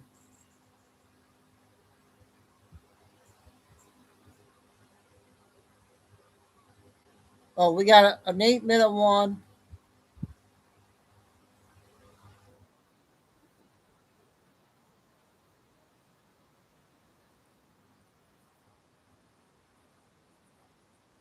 he says would make it harder to expose fraud in the state. Shirley's gained popularity in recent months after making a viral video where he alleged widespread fraud in Minnesota's childcare programs under Governor Tim Walz. Now, he's since turned his attention to California, where he says the level of fraud's even bigger.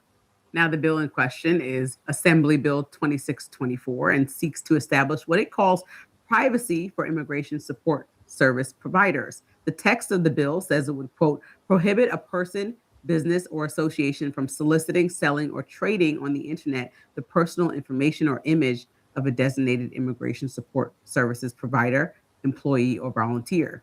But Shirley says the bill, which some have dubbed the Stop Nick Shirley Act, is an attack on investigative journalism. He wrote in part on X, California is trying to pass a bill that would criminalize investigative journalism with misdemeanors, $10,000 fines, imprisonment, and content takedown. Under AB 2624, government-funded entities like the Somali Learning Daycare Centers would be protected from being exposed if they operate inside California. That's leering. Sometimes baby steps turn out to be giant leaps. How do you know when her diaper's wet? Listen for the squish. When life... Daycare, remember? Oh, yes.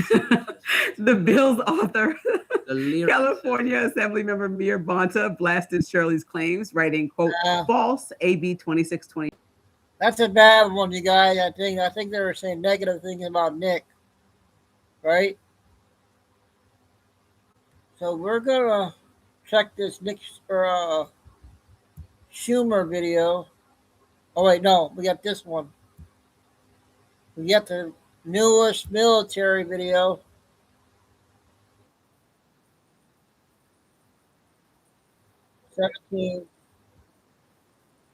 To peace following the destruction caused by Operation Epic Fury. But if there's one thing that this war has taught us, it's that the situation can turn on a dime. Talks are off. The US is going to pull off an insane naval blockade in the Strait of Hormuz as it flips the script on Iran and snatches away the regime's key piece of leverage. On April 12th, US President Donald Trump turned the entire Iran war on its head. One day it seemed to be heading toward peace. Now everything has fallen apart. Trump has announced the US is going to create a naval blockade in the Strait of Hormuz, in addition to destroying the little that is left of Iran in the process. The target of the US ire will be widespread. Those who have paid the tolls that Iran is charging for safe transit through the strait are going to be intercepted and presumably prevented from sailing on their way to wherever they need to go. Those are the basics. And if what we're hearing is true, that means no ships, including those from the Gulf nations that are allied to the US, are going to be making it through. This is huge, and the US has turned the tables on Iran by using its own tactics against it.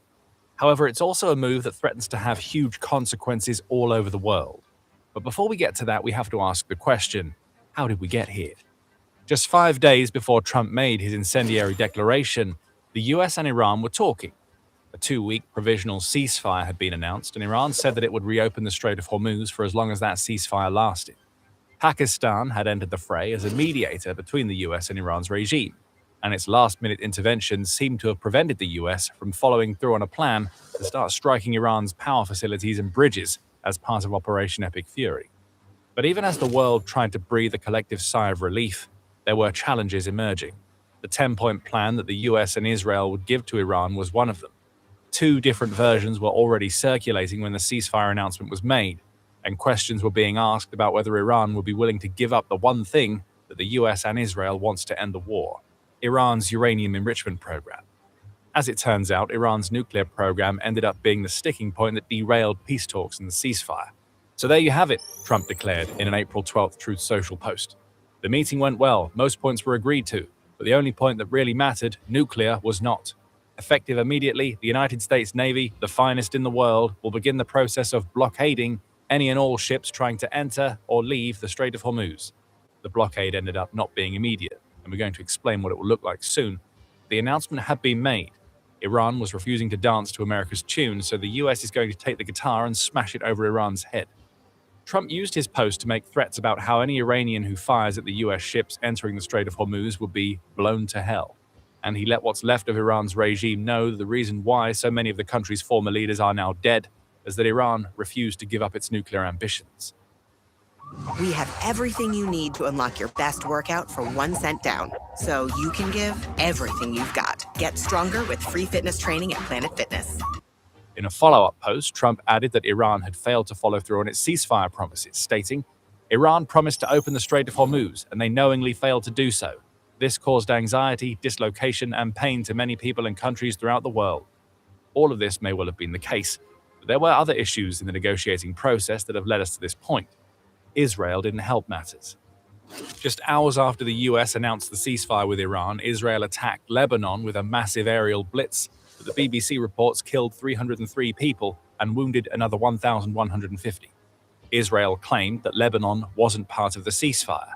Iran would have looked at that attack and known that Israel was trying to attack Hezbollah, which is an Iranian proxy operating in Lebanon. For Iran, that may well have meant that the ceasefire had been broken almost as soon as it had started. Other issues, as reported by Time magazine, may have been that the US offer simply wasn't good enough for Iran. It reports that the US was going to propose lifting sanctions on Iran and bringing the country back into the international fold, perhaps even through a partnership of some sort with the US.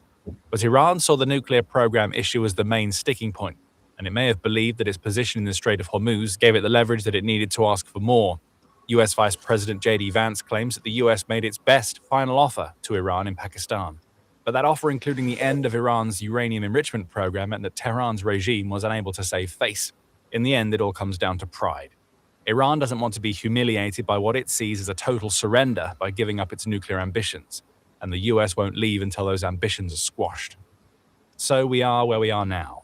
Knowing that the Strait of Hormuz is Iran's most important piece of leverage, the US has made the most insane move of flipping the script with its own blockade of the strait. Trump believes that this will do the trick. They haven't left the bargaining table. I predict they come back and they give us everything we want, Trump said during an interview with Fox News, adding, "And I tell my people, I want everything. I don't want 90%. I don't want 95%. I told them I want everything." A dangerous game of naval chicken is about to start. The US is going to send in warships to create a blockade that Iran had already created using fast boats and drones. That's the big shift. Control is being taken, but here's where this gets serious. We still don't know exactly how America's blockade is going to work. What we do know is that preparation has started. The US is already sending vessels into the Strait of Hormuz, though they aren't part of the direct blockade. At least, not yet. American warships are working their way through the strait on a minesweeping operation. A pair of American destroyers, the USS Frank E. Peterson and the USS Michael Murphy, are sailing through the strait as we speak to search for mines.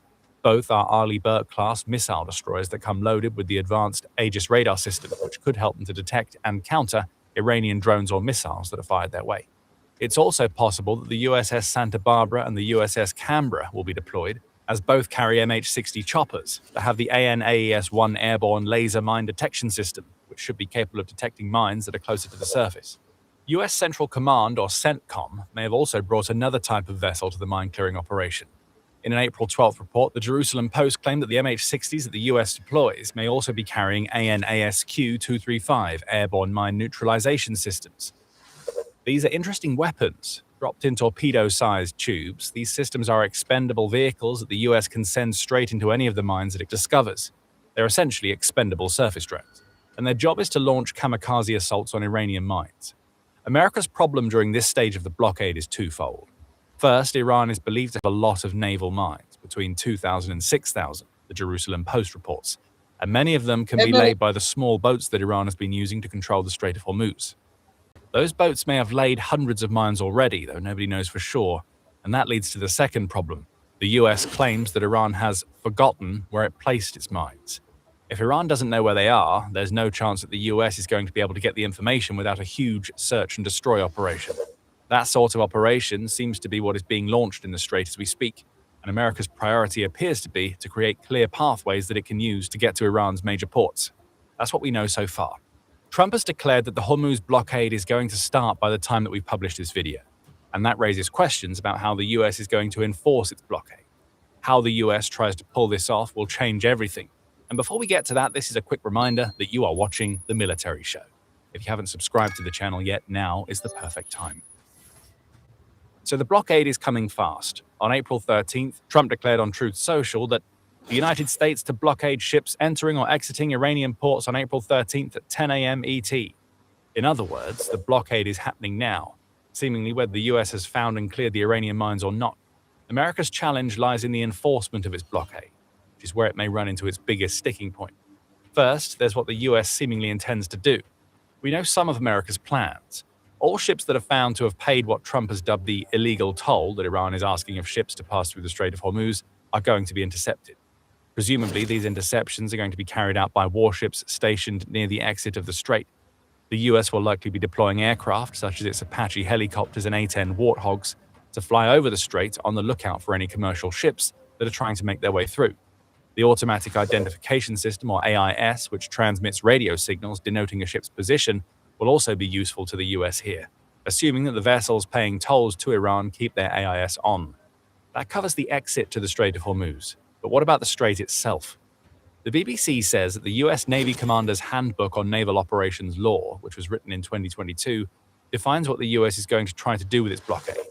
That handbook defines a naval blockade as a belligerent operation to prevent vessels and/or aircraft of all states, enemy and neutral, from entering or exiting specific ports, air. Do you support Israel and the Jewish people? Now, more than ever, Israel needs committed friends around fields or coastal areas belonging to, occupied by, or under the control of an enemy state. From that, we can glean that the US is going to be targeting as many of Iran's ports in the Strait of Hormuz as possible, as well as coastal areas from which it can launch smaller boats. Bandar Abbas, which is located at the northern point of the Strait of Hormuz's large bend, is a likely target. The US may also look to establish a naval presence around Hormuz Island and Larak Island, both of which Al Jazeera says act as gatekeepers for the Strait of Hormuz. The US may need to take those islands out of the equation, and it would likely strike them from the air rather than run ground operations to do so. Asaluya, which is a key Iranian energy hub and the gateway to Iran's portion of the South Pars gas field, is also likely to be a target. The same goes for Karg Island, through which 90% of Iran's oil exports flow. Both of these locations lie deeper into the Strait of Hormuz, so a blockade of them can only realistically be carried out if the US handles the other ports and islands closer to the strait's mouth first. That covers vessels that attempt to transit the strait from Iranian ports. Then there are the vessels coming from other Gulf nations that rely on the Strait of Hormuz to consider. According to the New York Times, CENTCOM has already declared that it won't impede the freedom of navigation for ships that attempt to travel through the Strait of Hormuz from non-Iranian ports. A big sigh of relief would have echoed through the rest of the Gulf region at that news. However, James Krasker, who is a professor of international maritime law at the US Naval War College, tells the New York Times that ships sailing from those nations aren't completely out of the woods. Krasker says that parties that are at war, which include both the US and Iran, have the right to stop and inspect any private vessels passing through our neutral waters. The Strait of Hormuz fits that bill. So, though the US says that it will allow vessels from non-Iranian ports to pass, Iran could attempt a counter-blockade of its own to stop them from moving. The key takeaway here is that all of this is legal, in a way. That goes as much for Iran's blockade as it does for the one that the US intends to implement. Both are classified as belligerents under international maritime law, and that classification is what leads them to being able to do what they're trying to do in the Strait of Hormuz. Every vessel that isn't operated by Iran or the US is neutral, and thus may be subjected to stops and inspections when sailing through the contested waters. Legality may not be an issue for the US, but the real problem it'll face with this blockade is the Iran-sized elephant that is in the room. All that we've spoken about so far assumes that the US can pull off its blockade without a hitch. The warships will sail in, likely accompanied by aerial power, and they'll stop Iran from sending tankers and commercial vessels out from its ports. Simple, yes, but not easy. The one thing this scenario overlooks is the fact that any warships at the US stationed in the Strait of Hormuz make themselves targets for Iran. Slow-moving targets at that, as they'll be sticking close to Iran's ports. Iran has already highlighted the key challenge with that approach. When US Navy ships crossed the Strait of Hormuz on April 11th, just a day before Trump announced the blockade, the Islamic Revolutionary Guard Corps, or IRGC, immediately started throwing around threats. A firm and forceful response was promised to any US ships that tried to blockade the strait, and the IRGC also used Iranian media to claim that it forced the US destroyers that had entered the Strait of Hormuz to turn around after it launched a drone in their direction. How true these claims are remain to be seen, but the one thing we do know is that Iran intends to turn the Strait of Hormuz into what Fortune dubs a kill box. The mines it's laid play a role in creating that box. Drones and fast boats will be problems for both the US warships and commercial vessels that America allows to pass through the strait. Blockading Iran's ports may stop Iranian tankers in their tracks, but it does nothing to halt fast boats launching from tiny coastal ports or drones being fired from hidden locations. That's the big problem that the US has to solve. Its own warships have all of the defenses they need to deal with these threats, but CENTCOM's promise to allow non-Iranian vessels to sail through the strait will ring hollow as long as Iran can use the same tactics that it's been using to blockade the strait so far. One solution to this problem is to provide a warship escort for commercial tankers that attempt to make the journey. That just creates another problem, as it would weaken the blockade of Iran's ports. That's without even considering the fact that an average of 138 ships traveled through the Strait of Hormuz per day before Operation Epic Fury. Even if the US does start providing escorts, that's a lot of ships to cover every day. Something might slip through the net. Just one successful Iranian strike against a commercial vessel could be enough to stop those commercial vessels from wanting to sail once more. The US blockade starts to look more like a gamble when we take these factors into account. But for the US, the payoff may be worth the risk. Stopping Iran's ships is the American priority, even ahead of ensuring safe transit for non-Iranian ships. If the US can do that for long enough, it believes it can remove Iran's leverage by forcing it to relinquish its hold over the Strait of Hormuz. How? When Iran's oil tankers and commercial vessels aren't sailing, Iran's economy struggles. Iran has benefited massively from the spike in oil prices caused by its own blockade of the strait. According to Bloomberg, the regime has exported an average of 1.6 million barrels of oil per day between March 1st and 23rd, earning itself about $139 million per day in the process. With Iran in... We really needed that power slide. Check this out. Such dire economic straits, both before Operation Epic Fury and as a result of the damage that has been caused since the US started attacking, that is money that the regime can't afford to lose. That's over $4 billion per month that slips away if the US is successful in its blockade.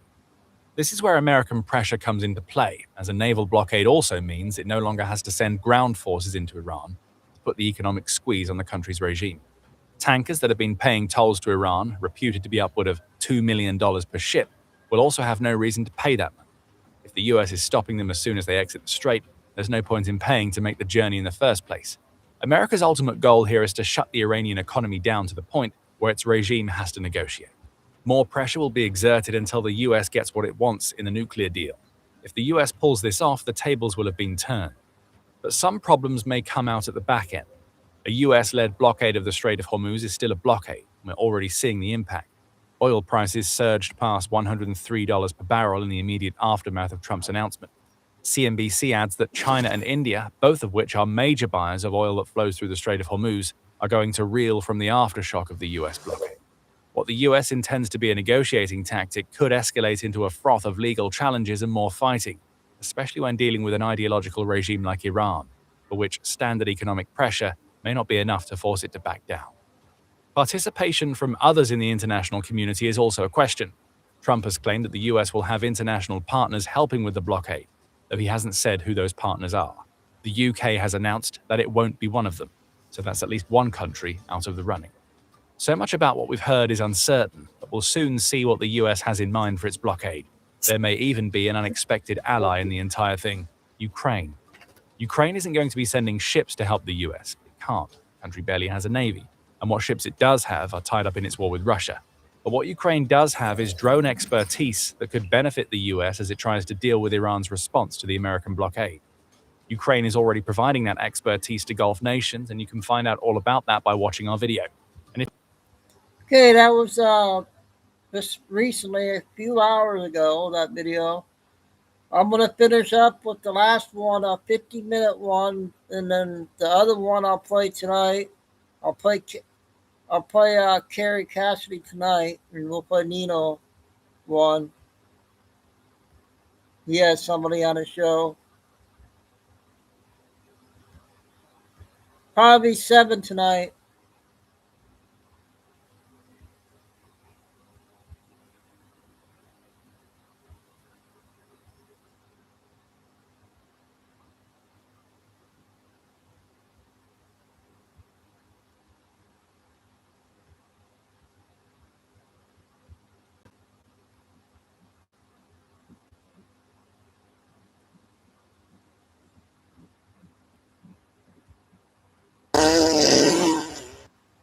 This is the quickest way to clear out stuck poop. #1 food for regular BMs, huh? Okay, let's see. Fastest way to clear. What's up, folks? From the mind of imagination is of what the hell's going on in this fog of war? You see, and who better to talk to than a code breaker? I don't know. But pretty transparent to me. Well, you know, you get, look what you see. Look what I keep bringing this up because I'm just kind of in awe of the people turning on Trump, specifically the podcasters. You know, Candace, Alex, Megyn Kelly. That was easy too. That's part of the movie. Candace, Tucker. Do you explain that? Do you are they compromised or are they being they part of it? No, it's part of the movie. What they're going to do, and Margie Taylor Greene's part of this, to develop another party because the Democrat Party is going to go away, and you need something for people to go to. So it's going to split MAGA because some people are unhappy, so they have a place to go. Then when whoa, this is part of the Trump plan. Yes, it's part of the plan. What? Okay, I didn't see this coming. So control the opposition. So now you set up another party. Then after the next presidential election comes in, they merge back together into one party, and everybody's backing the MAGA again. So it's all part of, it's for those that are unhappy that can't understand what's going on with Iran, Israel, and all of whatever, whatever they are upset about, whether it's what's going on within the United States, what's going on the Straits of Hormuz, whatever it is, they're upset. It gives them another place to go. And Candace is completely read in. She has got intel coming at her like freaking crazy. As far as this is all theater. Yes. As far as Alex Jones, he's a savant, selective. And so he has sources that give him intel to steer him in a certain way. He's not read in, but he's steered. And so steering him and giving Candace the intel and Tucker the intel, he's read in, not as high as Candace, but Candace is way read in. And so it's all part of the script of the movie. I love it. Okay, so let me get this straight. You're telling me Candace, Marjorie Taylor Greene, Alex Jones, Tucker Carlson, Megyn Kelly are all read in. They're part of the operation. Yep. It can look like MAGA is divided, but it's all theater. Yep. Add in Nick Fuentes in there too. Okay, so I fell for it. I feel like an idiot now. This actually makes a lot of sense to me. Yeah. Too many years of the military. I've seen this show before on the submarines. Where the officers play one division against another, one department. I've seen this one before. Wow. All right. So that kind of threw me for, I really was starting to believe. This gives me a different perspective. That's why I like having you on, Gene. You're welcome. And you'll see it all happen. It'll all play out, and it's just like with Elon, where he and Elon had a big spat and they separated. And Elon said he's in the Epstein files. Yeah, he is. Because Epstein hated him. What did that achieve with Elon? I'm still trying. What did that theater achieve with Elon? That was to get people, because Trump can't go and use the Epstein files. It's leverage for one thing against leaders all over the world and all kinds of other people too. Pretty much bankers, you name it. Most of the famous people in the world are in that list. Not like Trump either, and Elon, where they're mentioned because they're not liked. And, because he had Epstein arrested and, he testified and he had him thrown out of Mar-a-Lago and all his compounds. Not like that. You got most of these people in there because they went to Zorro Ranch and the island and New York, his place, like you saw Prince Andrew, all of that. So they are really deep in it. And so the red folder is what that he got to each certain leaders of the world is their script to follow based on, in some cases they have leverage over them. In some cases it's an actor. Here's your script. So, and if it's part of the alliance, like Putin, Xi, and Trump, it's, okay, when I do this, you'll do that. When we do this, you do that. And Modi, they're all four part of that, of the World Alliance. I mean, the way the way they all responded, Candace was on a vacation. She went back into the office and got on it immediately. Alex Jones now is really going full throttle, full retard on this. And it just looks like, I don't know, it looks like they took it very serious. Or you're saying this is an act? Yeah, it's an act. They're good too, aren't they? Alex Jones not an act. He's being played. He gets intel. They steer him. They know he's a selective savant who can't keep his mouth shut with intel at all. So he's given certain intel to get light up and get all freaking hermitized. You know, go, and so, yeah, that's what he does really well. You know? So this is like the WWE. This is like what we're watching is behind the scenes. Look, here's your script. We're going to do this. And the whole objective is to do what? Further. Okay, so it looks like it's dividing MAGA, but why wouldn't they want MAGA stronger than ever right now? You don't want that because it's going to naturally divide anyway. You've got to control the division. Control the division. Yep. Okay, this makes sense. If you've got a huge rock in this, it's going to split the river in half. You want to control how that rock splits the river in half. So you put a rock further upstream that'll split it before it gets to that other rock, and you're in control of how long that rock's there. So the Democrats not having anywhere to go will join Candace, Alex, Tucker, right? I mean, is that what they want? That's exactly it. Wow. Okay. And then the objective would be to then funnel them into another right-wing party, or that would merge with MAGA? Later on, come the next presidential elections in 2028. Yes. Exactly. And it all throws back in. Okay, now everything goes back into. But I mean, it was pretty brutal what Trump said. They have one thing in common: low IQs. They're stupid people. They know it. Their families know it, and everyone else knows it. Yeah, I mean, Trump's the greatest troll on earth. You know, oh, Tucker's stupid, and he didn't even finish this, and he didn't go to college. He didn't finish college. You know, it's like, yeah, really good at trashing people. You know? And then they trash back, and it's a big, you know, it's just like like you said, championship wrestling. Okay, and now in the ring is the Hammer, and he's got the Don on the ropes, and Don is down. He's back up. It's like, I love this movie. It's hilarious. Wow. Okay, so the only one that really, you're right. The one that really looks like they're taking this very personal is Alex. He's on a tirade now. He's going all in. Yep. Because so maybe he's not acting. What's that? So you're saying Alex is the one that actually took the bait? Yeah, he's not read in. He's just being used as, a useful person that can't keep his mouth shut, so you can't trust him with intel. So they give him what they want to steer him, get him upset, and aim him like a missile in a certain direction. Wow. I mean, this is a different perspective. Yeah, we had people like that on the ship. If you said something, they'd spin up, and exactly how they'd spin up, and you'd use it. We called them a screen, an something screen, so if you had a little situation in your division or department and what do you guys think of this one with Nino? Pretty good. You didn't want the command to be focused on you.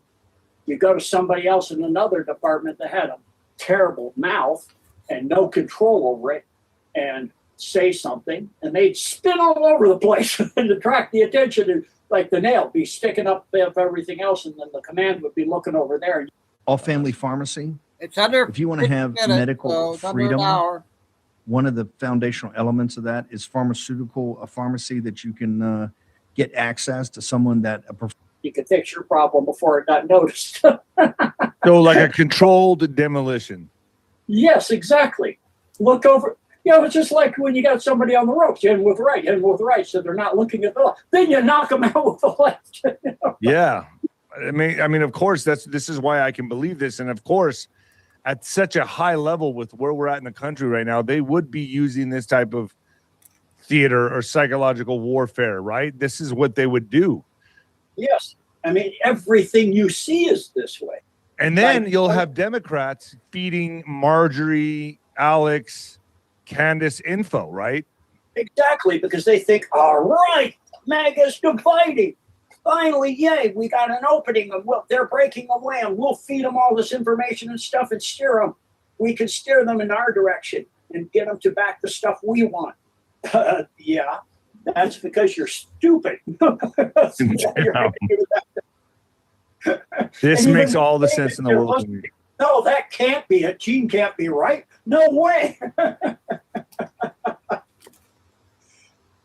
I think I buy this. I think this makes a lot of sense to me because, you know, you can look at they just look like they're really flustered and bothered by this. But hey, man, it's easy to act, right? I mean, yes.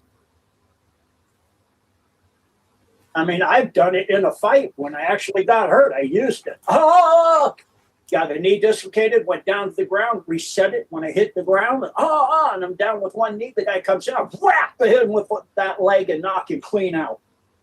Don't come from the ground up. It's like, yeah. It hurt. Yeah, but I played it on you, didn't I? Or, you know, he hits me hard in the rib cage on the right, and I switch so I'm in the right leg, the right rib cage is back. So, I got it. I broke rib. No, but I'm making you think you did.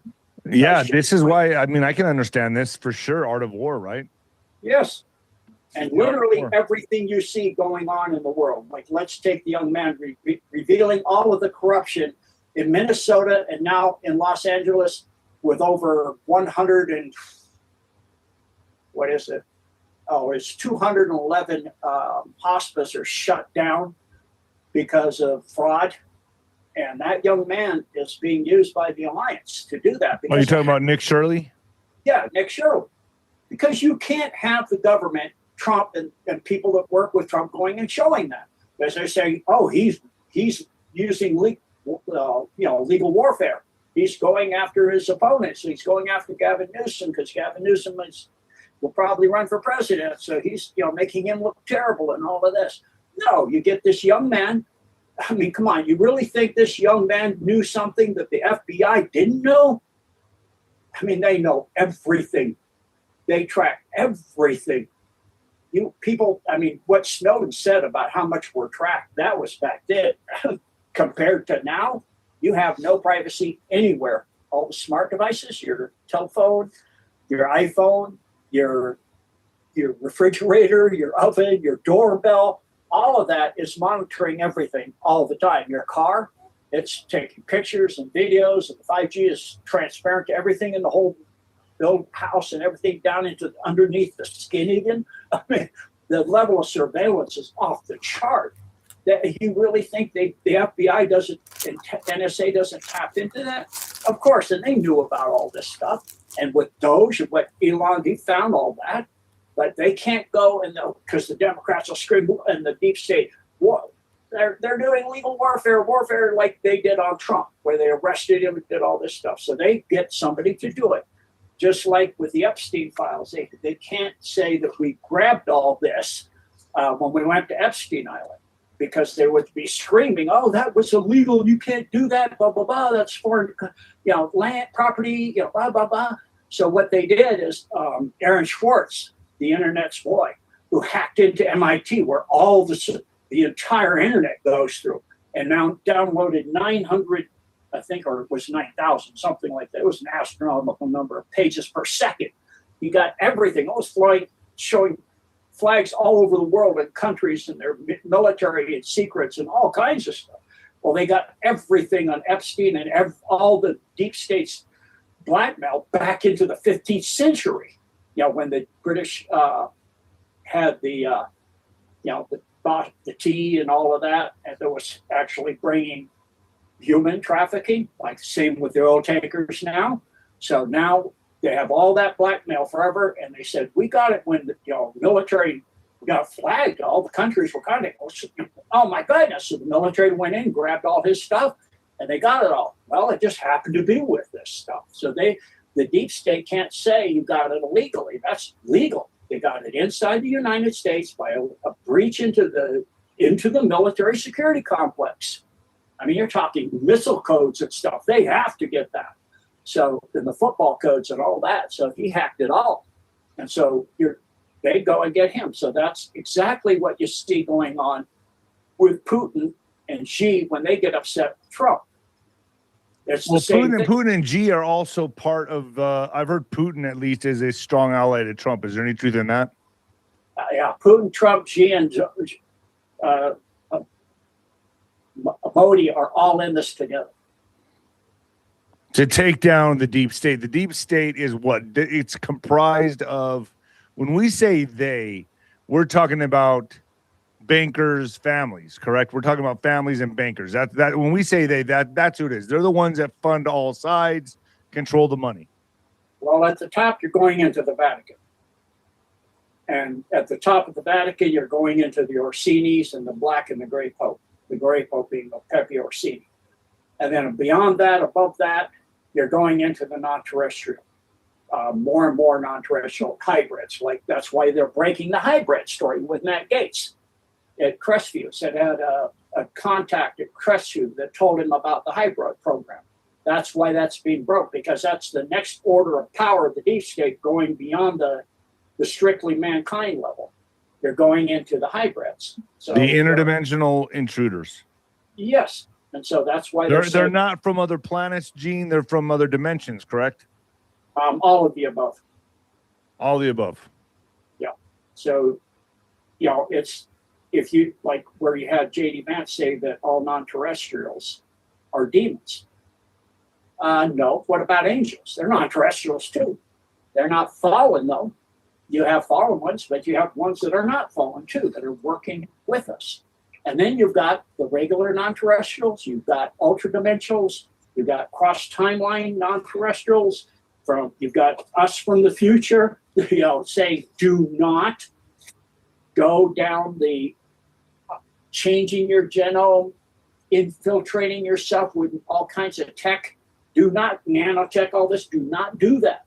We cannot come back from what we did. You still can't. Stop it now. So you got all of that at play right now at the same, whilst, as the great Gonzo would say, whilst and at the same time. In a race to 2030. Right. Why 2030? Why 2030, Gene? Because it's just shortly before the CME and the Ascension. That's why, what's the last thing on the cue board? Lights out. Nope. The darkness, 10 days of darkness, right? Ascension. The last word posted was Ascension. And it's about ascension. I think a lot of people are ascending now and they're ahead of the game. I kind of feel like I'm a little more elevated than most people. Yes. And when humans learn the power of our DNA and what you can do, like Christ said, but a mustard seed, what he did compared to what we will, not what we can, what we will do, meaning it is already there. There's one simple method anyone can do that relieves 90% of back pain in weeks. And so this is some of the secrets, the great mystery schools of the Masons and that have hidden from us. The power of envisioning as is, not in the future. You do it as is. And there's quite a few things out on that now where you say, okay, you don't say, I see this coming. You say, this is this way now. And you imagine it and you act as if it already is that way, and you will manifest it. That's what I did in boxing easily, 36-0. I knew I was going to be undefeated. Yes. So I understand visualization. It's nothing I had to work on. I just believed it. Yes. It's the power. Literally what they say is man's imagination is the voice of God. So when we imagine something as done, that goes right back into the quantum and comes right back out as so. It's instantaneous. It starts to manifest immediately. So it's the power of that. And then the power that we have to learn is to unprogram the fact when it doesn't happen right away, why not? Why not? Because the mind control, the Mark Ultra mind control done on us for thousands of years, we're in our own way. So we think the illusion that they foisted on us is real. It's not real. It's an illusion. all this deep state and all this other stuff and our lack of power and our lack of this and that lack of, that's all an illusion. We have absolute power given to us by God. So is that why on the back of the dollar it has the light and it says, what does it say, Novius Corpus or something like that? Novus Ordo Seclorum. The new Novus is new. Ordo is world. Seclorum is Ordo is order. Seclorum world. So new order of the world, or the new world order. And e pluribus unum means from the many one. It's to say that from all the religions and everything, they'll gather everything together into one autonomous thing, slave camp, in other words. But, that's part of their mysteries. And then you've got the 13 levels of the pyramid with 72 stones, the 72 names of Lucifer, Satan, Beelzebub, Mephistopheles, etc. And then you've got a white rose and a red rose on each side. You've got 13 13s on the back of the dollar bill. 13 symbols of 13. So you got like the 13 layers of the pyramid, and you got, I can run through them, but we got so much other things to talk about. So, like, for example, the Straits are Hormuz. So they said, okay, we're not going to agree with this. Iran said, nope. So Trump said, okay, I'll close the Strait of Hormuz. So they, because Britain, Starmer, who's just a useless fool for the deep state, he's just, nope, we're not going to help you. Fine, we close it so nobody gets injured. And now all of the tankers go through the Panama Canal or up through the Atlantic to through the Gulf of America to get their oil. But a lot of those oil tankers do not have oil in them. They have people in them. So now in Beijing and a few other big ports in China, you have tens of thousands of people walking off the docks into empty buildings in China because they were being trafficked. And now the ships are just going to sit there because they don't have oil, and they're not going to go and take people or organs to the Gulf of America. So it's revealing, it's shutting down the human trafficking in one fell swoop. The Strait of Hormuz was used for human trafficking. Massively. All the tankers are now going to the Gulf of Mexico or America right now, right? That's where all the business is going now. Yeah, hundreds, 121 absolutely, I know for sure right now are empty and heading to get our oil. Wow. Genius move by Trump, right? Yeah. Drill, baby, drill. And now you got a place to sell it. And it's going to be sold in millions of barrels a day. And our economy is going to go through the ceiling.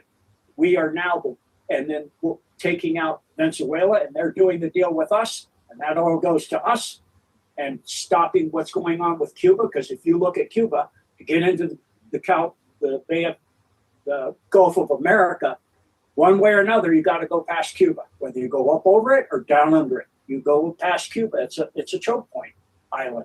So you neutralize that, you get Venezuela's oil and our oil, and we have it all. And then every single tanker on earth goes through to us. And that's why we're going to go after Cuba next, right?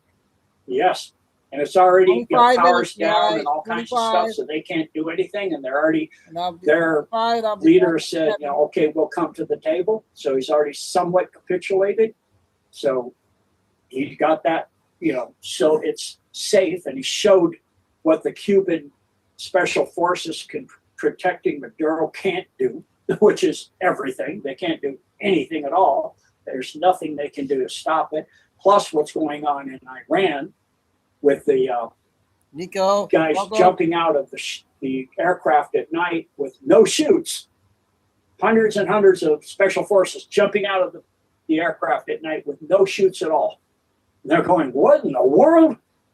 And then just before they hit the ground, their suits activate and they slow down to a stop just before they hit land and take off running, and it pushes them. The anti-gravity starts to push them up to 90 miles an hour.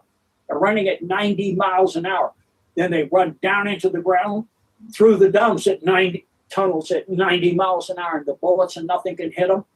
and the particle weapons can't touch them. I mean, this is the technology we have. Those smart suits that they have. Well, not smart suits, but I want one of those. It's like a superhero suit. Yeah, superhero suit.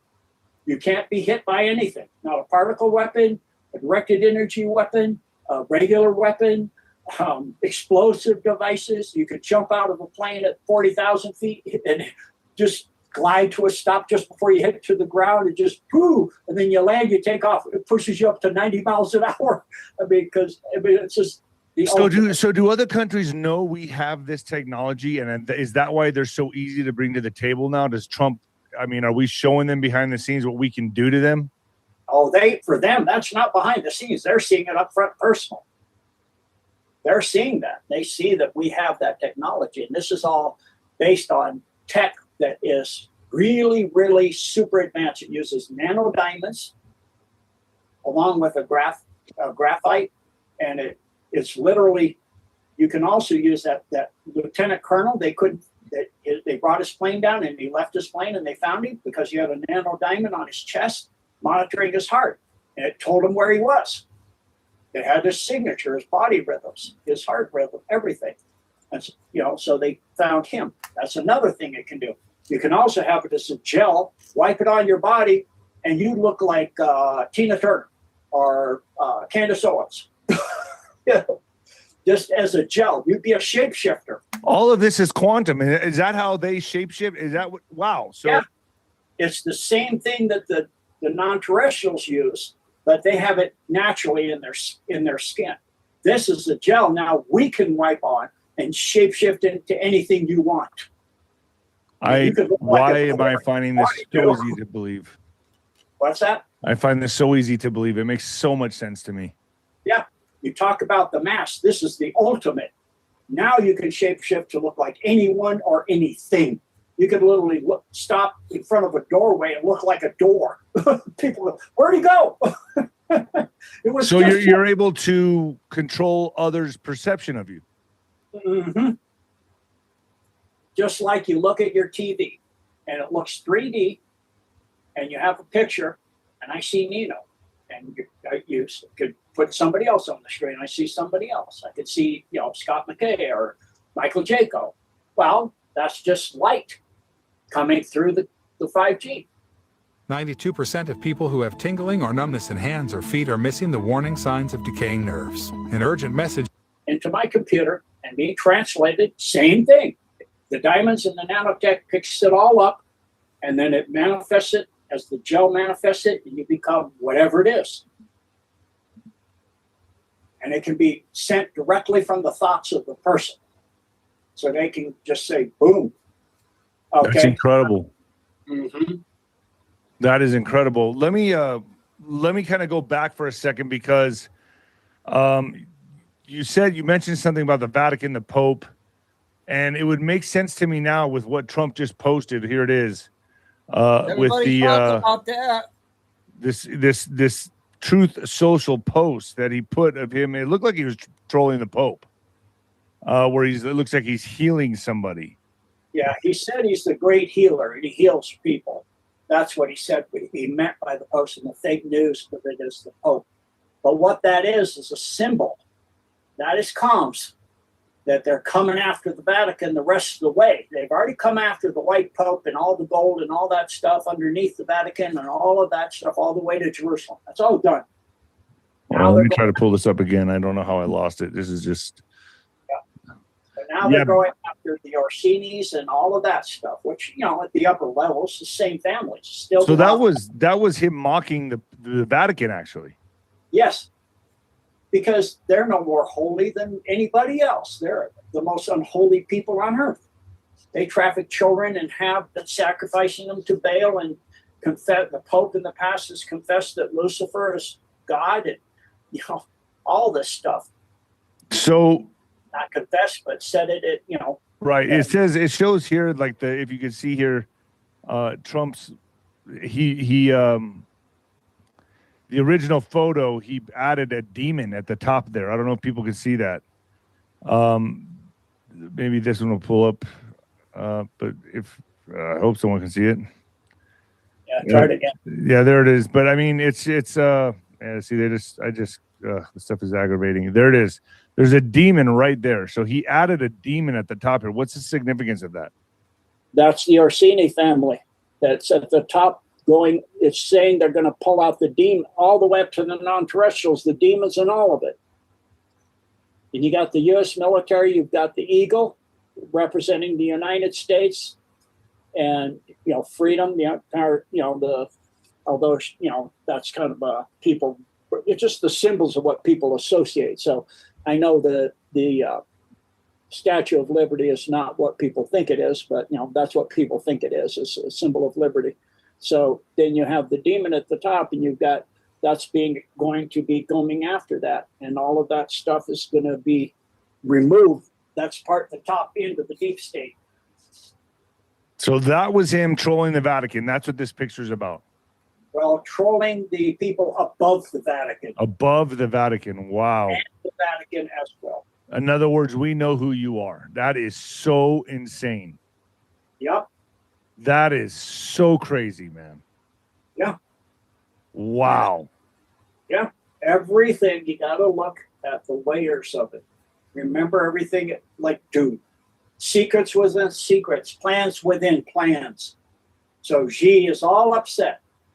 He's got to look like he's upset because all the tankers that are full of people that weren't full of oil are sitting tied up in Beijing. So he's got to be, and all of those people are in empty buildings that they had from all the people they executed through the jabs, which is actually just extreme levels of 5G mixed with graphene and nanotech and all that other garbage.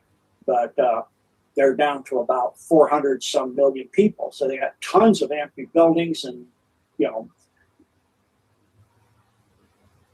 factories and, a lot of people. They've got 10 provinces that are in, CCP is in breakaway from the CPC. 16 minutes. He's got to look, he's got to play his part. 16. He's got to look really upset, be upset with Trump. So he is, I just, so yeah, that would make a lot of sense to me. It's all coming together. You tied a lot of this together for me, Gene. A different kind of perspective. Where are we in this war right now? Where are we in the deep underground tunnels, the bases? We had to clean that out first. That's what came first in this fight, right? We had to clear out that kind of underground infrastructure. Yes. So they cleared it out in our country, in Canada, this continent. Then they're clearing out the Middle East now. So they're clearing out a lot of the missile attacks and things you see going to United Arab Emirates, from Iran, to the Saudis, to, for example, some people don't know, went to Quran. Well, that's near the Dead Sea. What did that used to be? That's right near, an area that is literally near where the Dead Sea Scrolls were found. And there's tunnel systems there that go to Mount Hermon. What's Mount Hermon? Well, that's where the fallen angels came, and they have a city buried under there where they sacrificed to Baal. So it's cleaning this ancient stuff. So they hit it with a missile. That's in the Gaza Strip area is where it is. They say, that's the Israelis doing that. No, it's not. Not this time. Well, it was Iran doing it. Yeah, it looks like that. But it's the white hats cleaning out stuff. So, yes, they are hitting Saudi and they are hitting, Bahrain and United Arab Emirates and all these other places. But also, like they hit our bases earlier. But our bases, they told us that we're going to hit your base at this day at this time. So we took all our people out of there. Why are we doing that? Because we're getting out of the Middle East. None of our business. We're going to create a peace there. We're going to get rid of the deep state, of the Iranian rule by the deep state for over 50 years, way more than 50 years. And that's a Christian country. And, all the many, Persian is the correct term, not Iranian, are saying, Trump, keep going. Okay, we lose 1,000 or 2,000 because of friendly fire. In 1 week, under this regime, back at this date, they executed 40,000 of us in the street. They cut women in half. This has been going on year after year, tens of thousands of us killed by them. This is nothing compared to what they've done to us. Get us free. We are willing to suffer and take the, because they lined Iran is nothing but a terrorist regime. They lined up people around the power plants and around the oil refineries, people for human shields for it, so that our military wouldn't hit it. But our military is more precise than that. So Gene, this kind of adds up to me because I was told by someone in the military, a friend of a friend, and he told me in person, and we had to go put our phones away. Okay, so how do I put this? That Iran and the Middle East, but Iran specifically, is filled with reptile nests. Yes. Interdimensional. They've had it. I was shown a video. I know I'm not gonna say how I saw it, but my jaw dropped, of these reptilians chasing these military personnel running in. It looked like a kind of a field. It was with thermal goggles, running to the helicopter. The guys in the helicopter had these thermal goggles on, shooting at these reptiles, but it wasn't really doing anything. And the reptiles got to these guys and ripped their arms and limbs off. And you could totally see that the way they moved and the way it was creepy. And they finally got to the men, and I guess they devoured them. But they ripped their arms and legs off. And the bullets didn't do anything. I mean, they said that they came across a reptile nest and it's infested. They told me Iran is infested with this stuff. Is there any truth to that? Yeah, go ahead. Sorry. No, I'm just wondering. I've always had that in the back of my mind. This is about 5 years ago when I came across that. But drinking warm water with cinnamon before bed eliminates this parasite from the pancreas and resets blood sugar levels and reverse. It's always, it's always kind of like scarred my brain, stained my mind. I've always had that visual of what I saw, and I've always wondered, man, was that real? And yes, that's why I don't. Because But you had one of the homeworld rocks, black rocks of evil there, and they dug tunnels there and have nests there for thousands of years. Stargate 10 is there, so they were bringing more through that gate, and there's portals there, and that's all why they dropped the special forces with the special suits, no shoots, no nothing, and these suits that don't allow them, they can shapeshift to look reptilian if they want. They can. Well, did the reptilians, or were the reptilians only the ones who had this technology? We got it from them, or how? Because obviously they were. If you watch that movie, They Live, it's kind of showing people what was really going on. These reptiles are among us, right? Yes, and it's back engineered using tech. So now we have the same technology, the same abilities, the same, even more, where their weapons and stuff don't work on us, but ours work on them. This is fascinating. So yeah, I just that just came to me, and I've talked about this with certain people, but I'm telling you now publicly, I've seen this video, and it was horrific to watch. I still couldn't believe it. I was like, this had to be, and this was before AI, Gene. Yeah. So it's the same thing like the the night vision red goggles they had for night vision in Vietnam. And it revealed the demonics. Well, right. You're right. In Vietnam, they saw all the demons and they were shooting at them, right?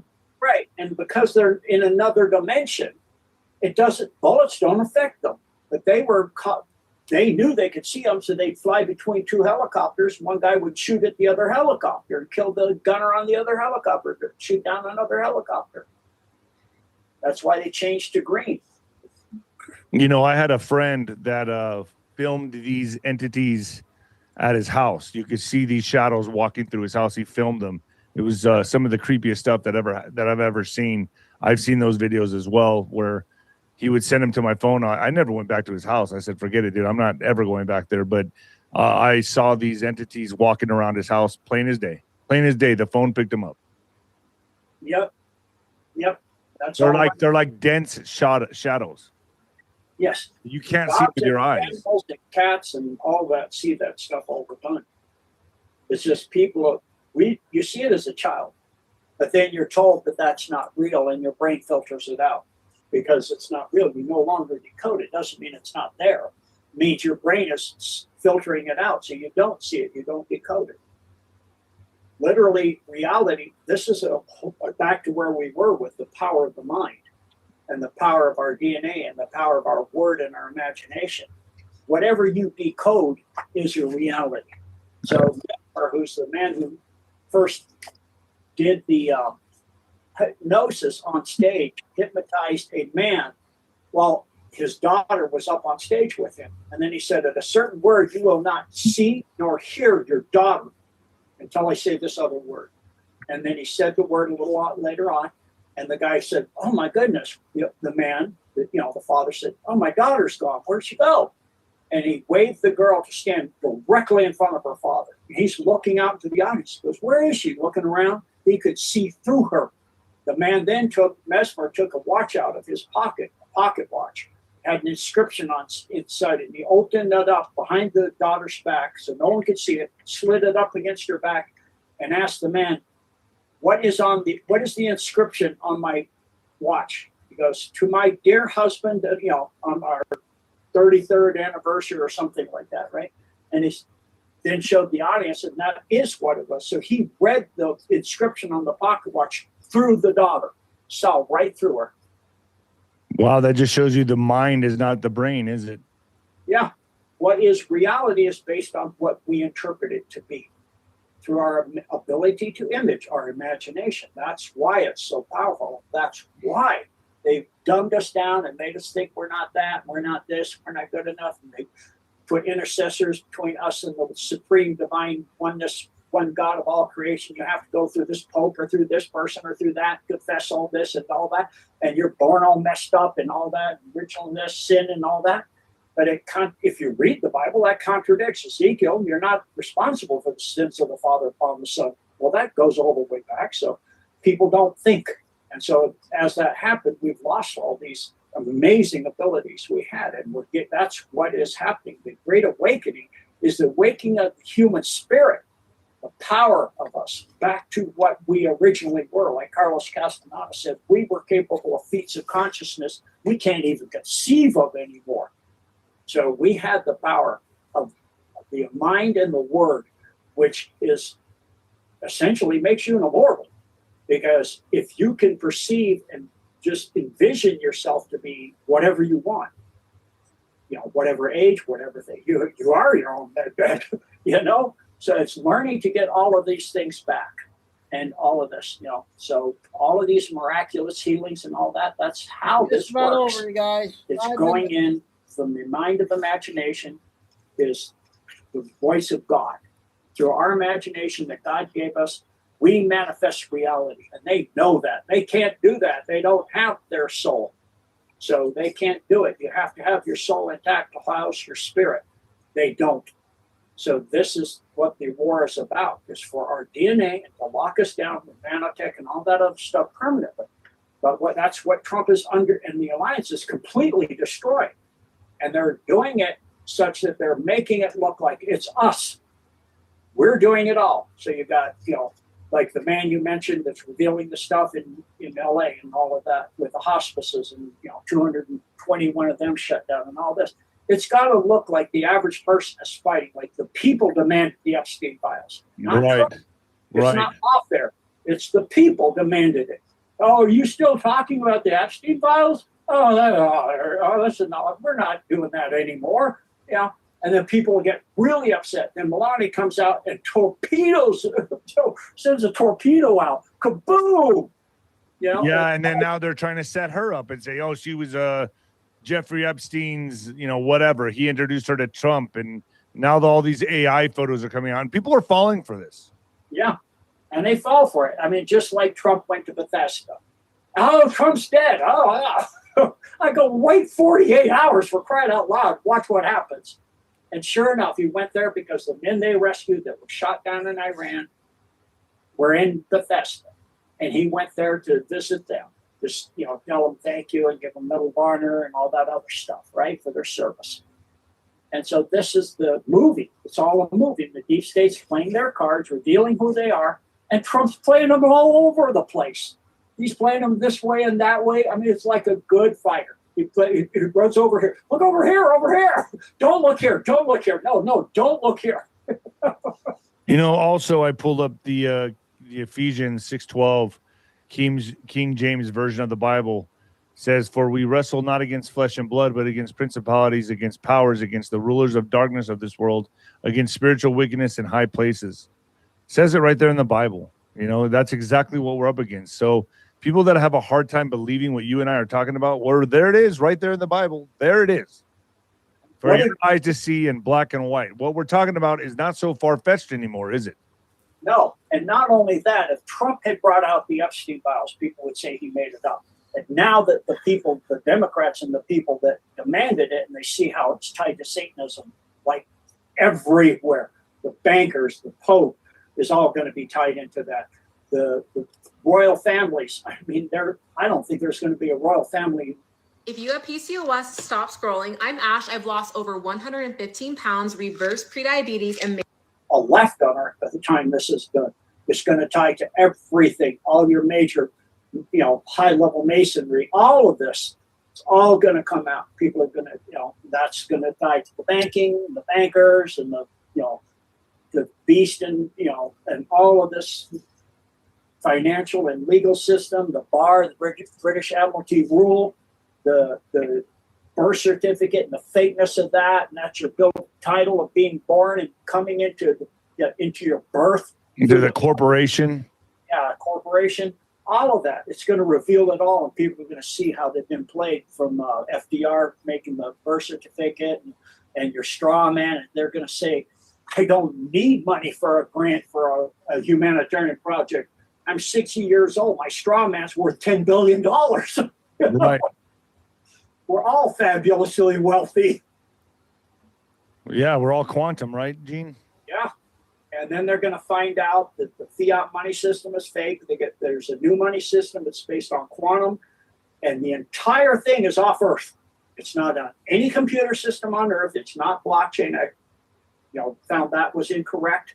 That was, tying into crypto, which 95% of cryptos started by the dark side, so the deep state, and so all that, you're going to get a type of currency like that backed by tangible gold and assets. But the quantum financial system, QFS, is based off world where they can't, not in any deep state computer system or anything where they can't tamper with it. And it's being run by very high level powerful beings, we'll put it that way. So it's, not on Earth where they can tamper with it. I mean, it just so happens all of this is happening when Artemis goes behind the moon. Yeah. What do you think that's meaning? And what does Artemis mean? And so this all ties to the quantum. It all ties to Hormuz Straits. It all ties to everything. It all ties together. Gene, I'm going to go ahead and call it here. Okay. I don't normally play Dean Nino, but we had that guy on. Then tonight we'll play Carrie Cassidy tonight. That's 55 minutes or 50 minutes. So everybody have a good dinner time tonight. And we'll see you all after dinner. Billy Bean hasn't come out yet. I hope she's not coming out with a big one. So, God bless everybody. Love all. Remember, please hit the like. And stay safe, stay strong, keep the faith. Oh, thanks, Bob. Okay, Lionel, Carol, Lucy, Jim. And our sign. Never give up. All right. We'll see you all at 7 after dinner. Chico Nude signing off.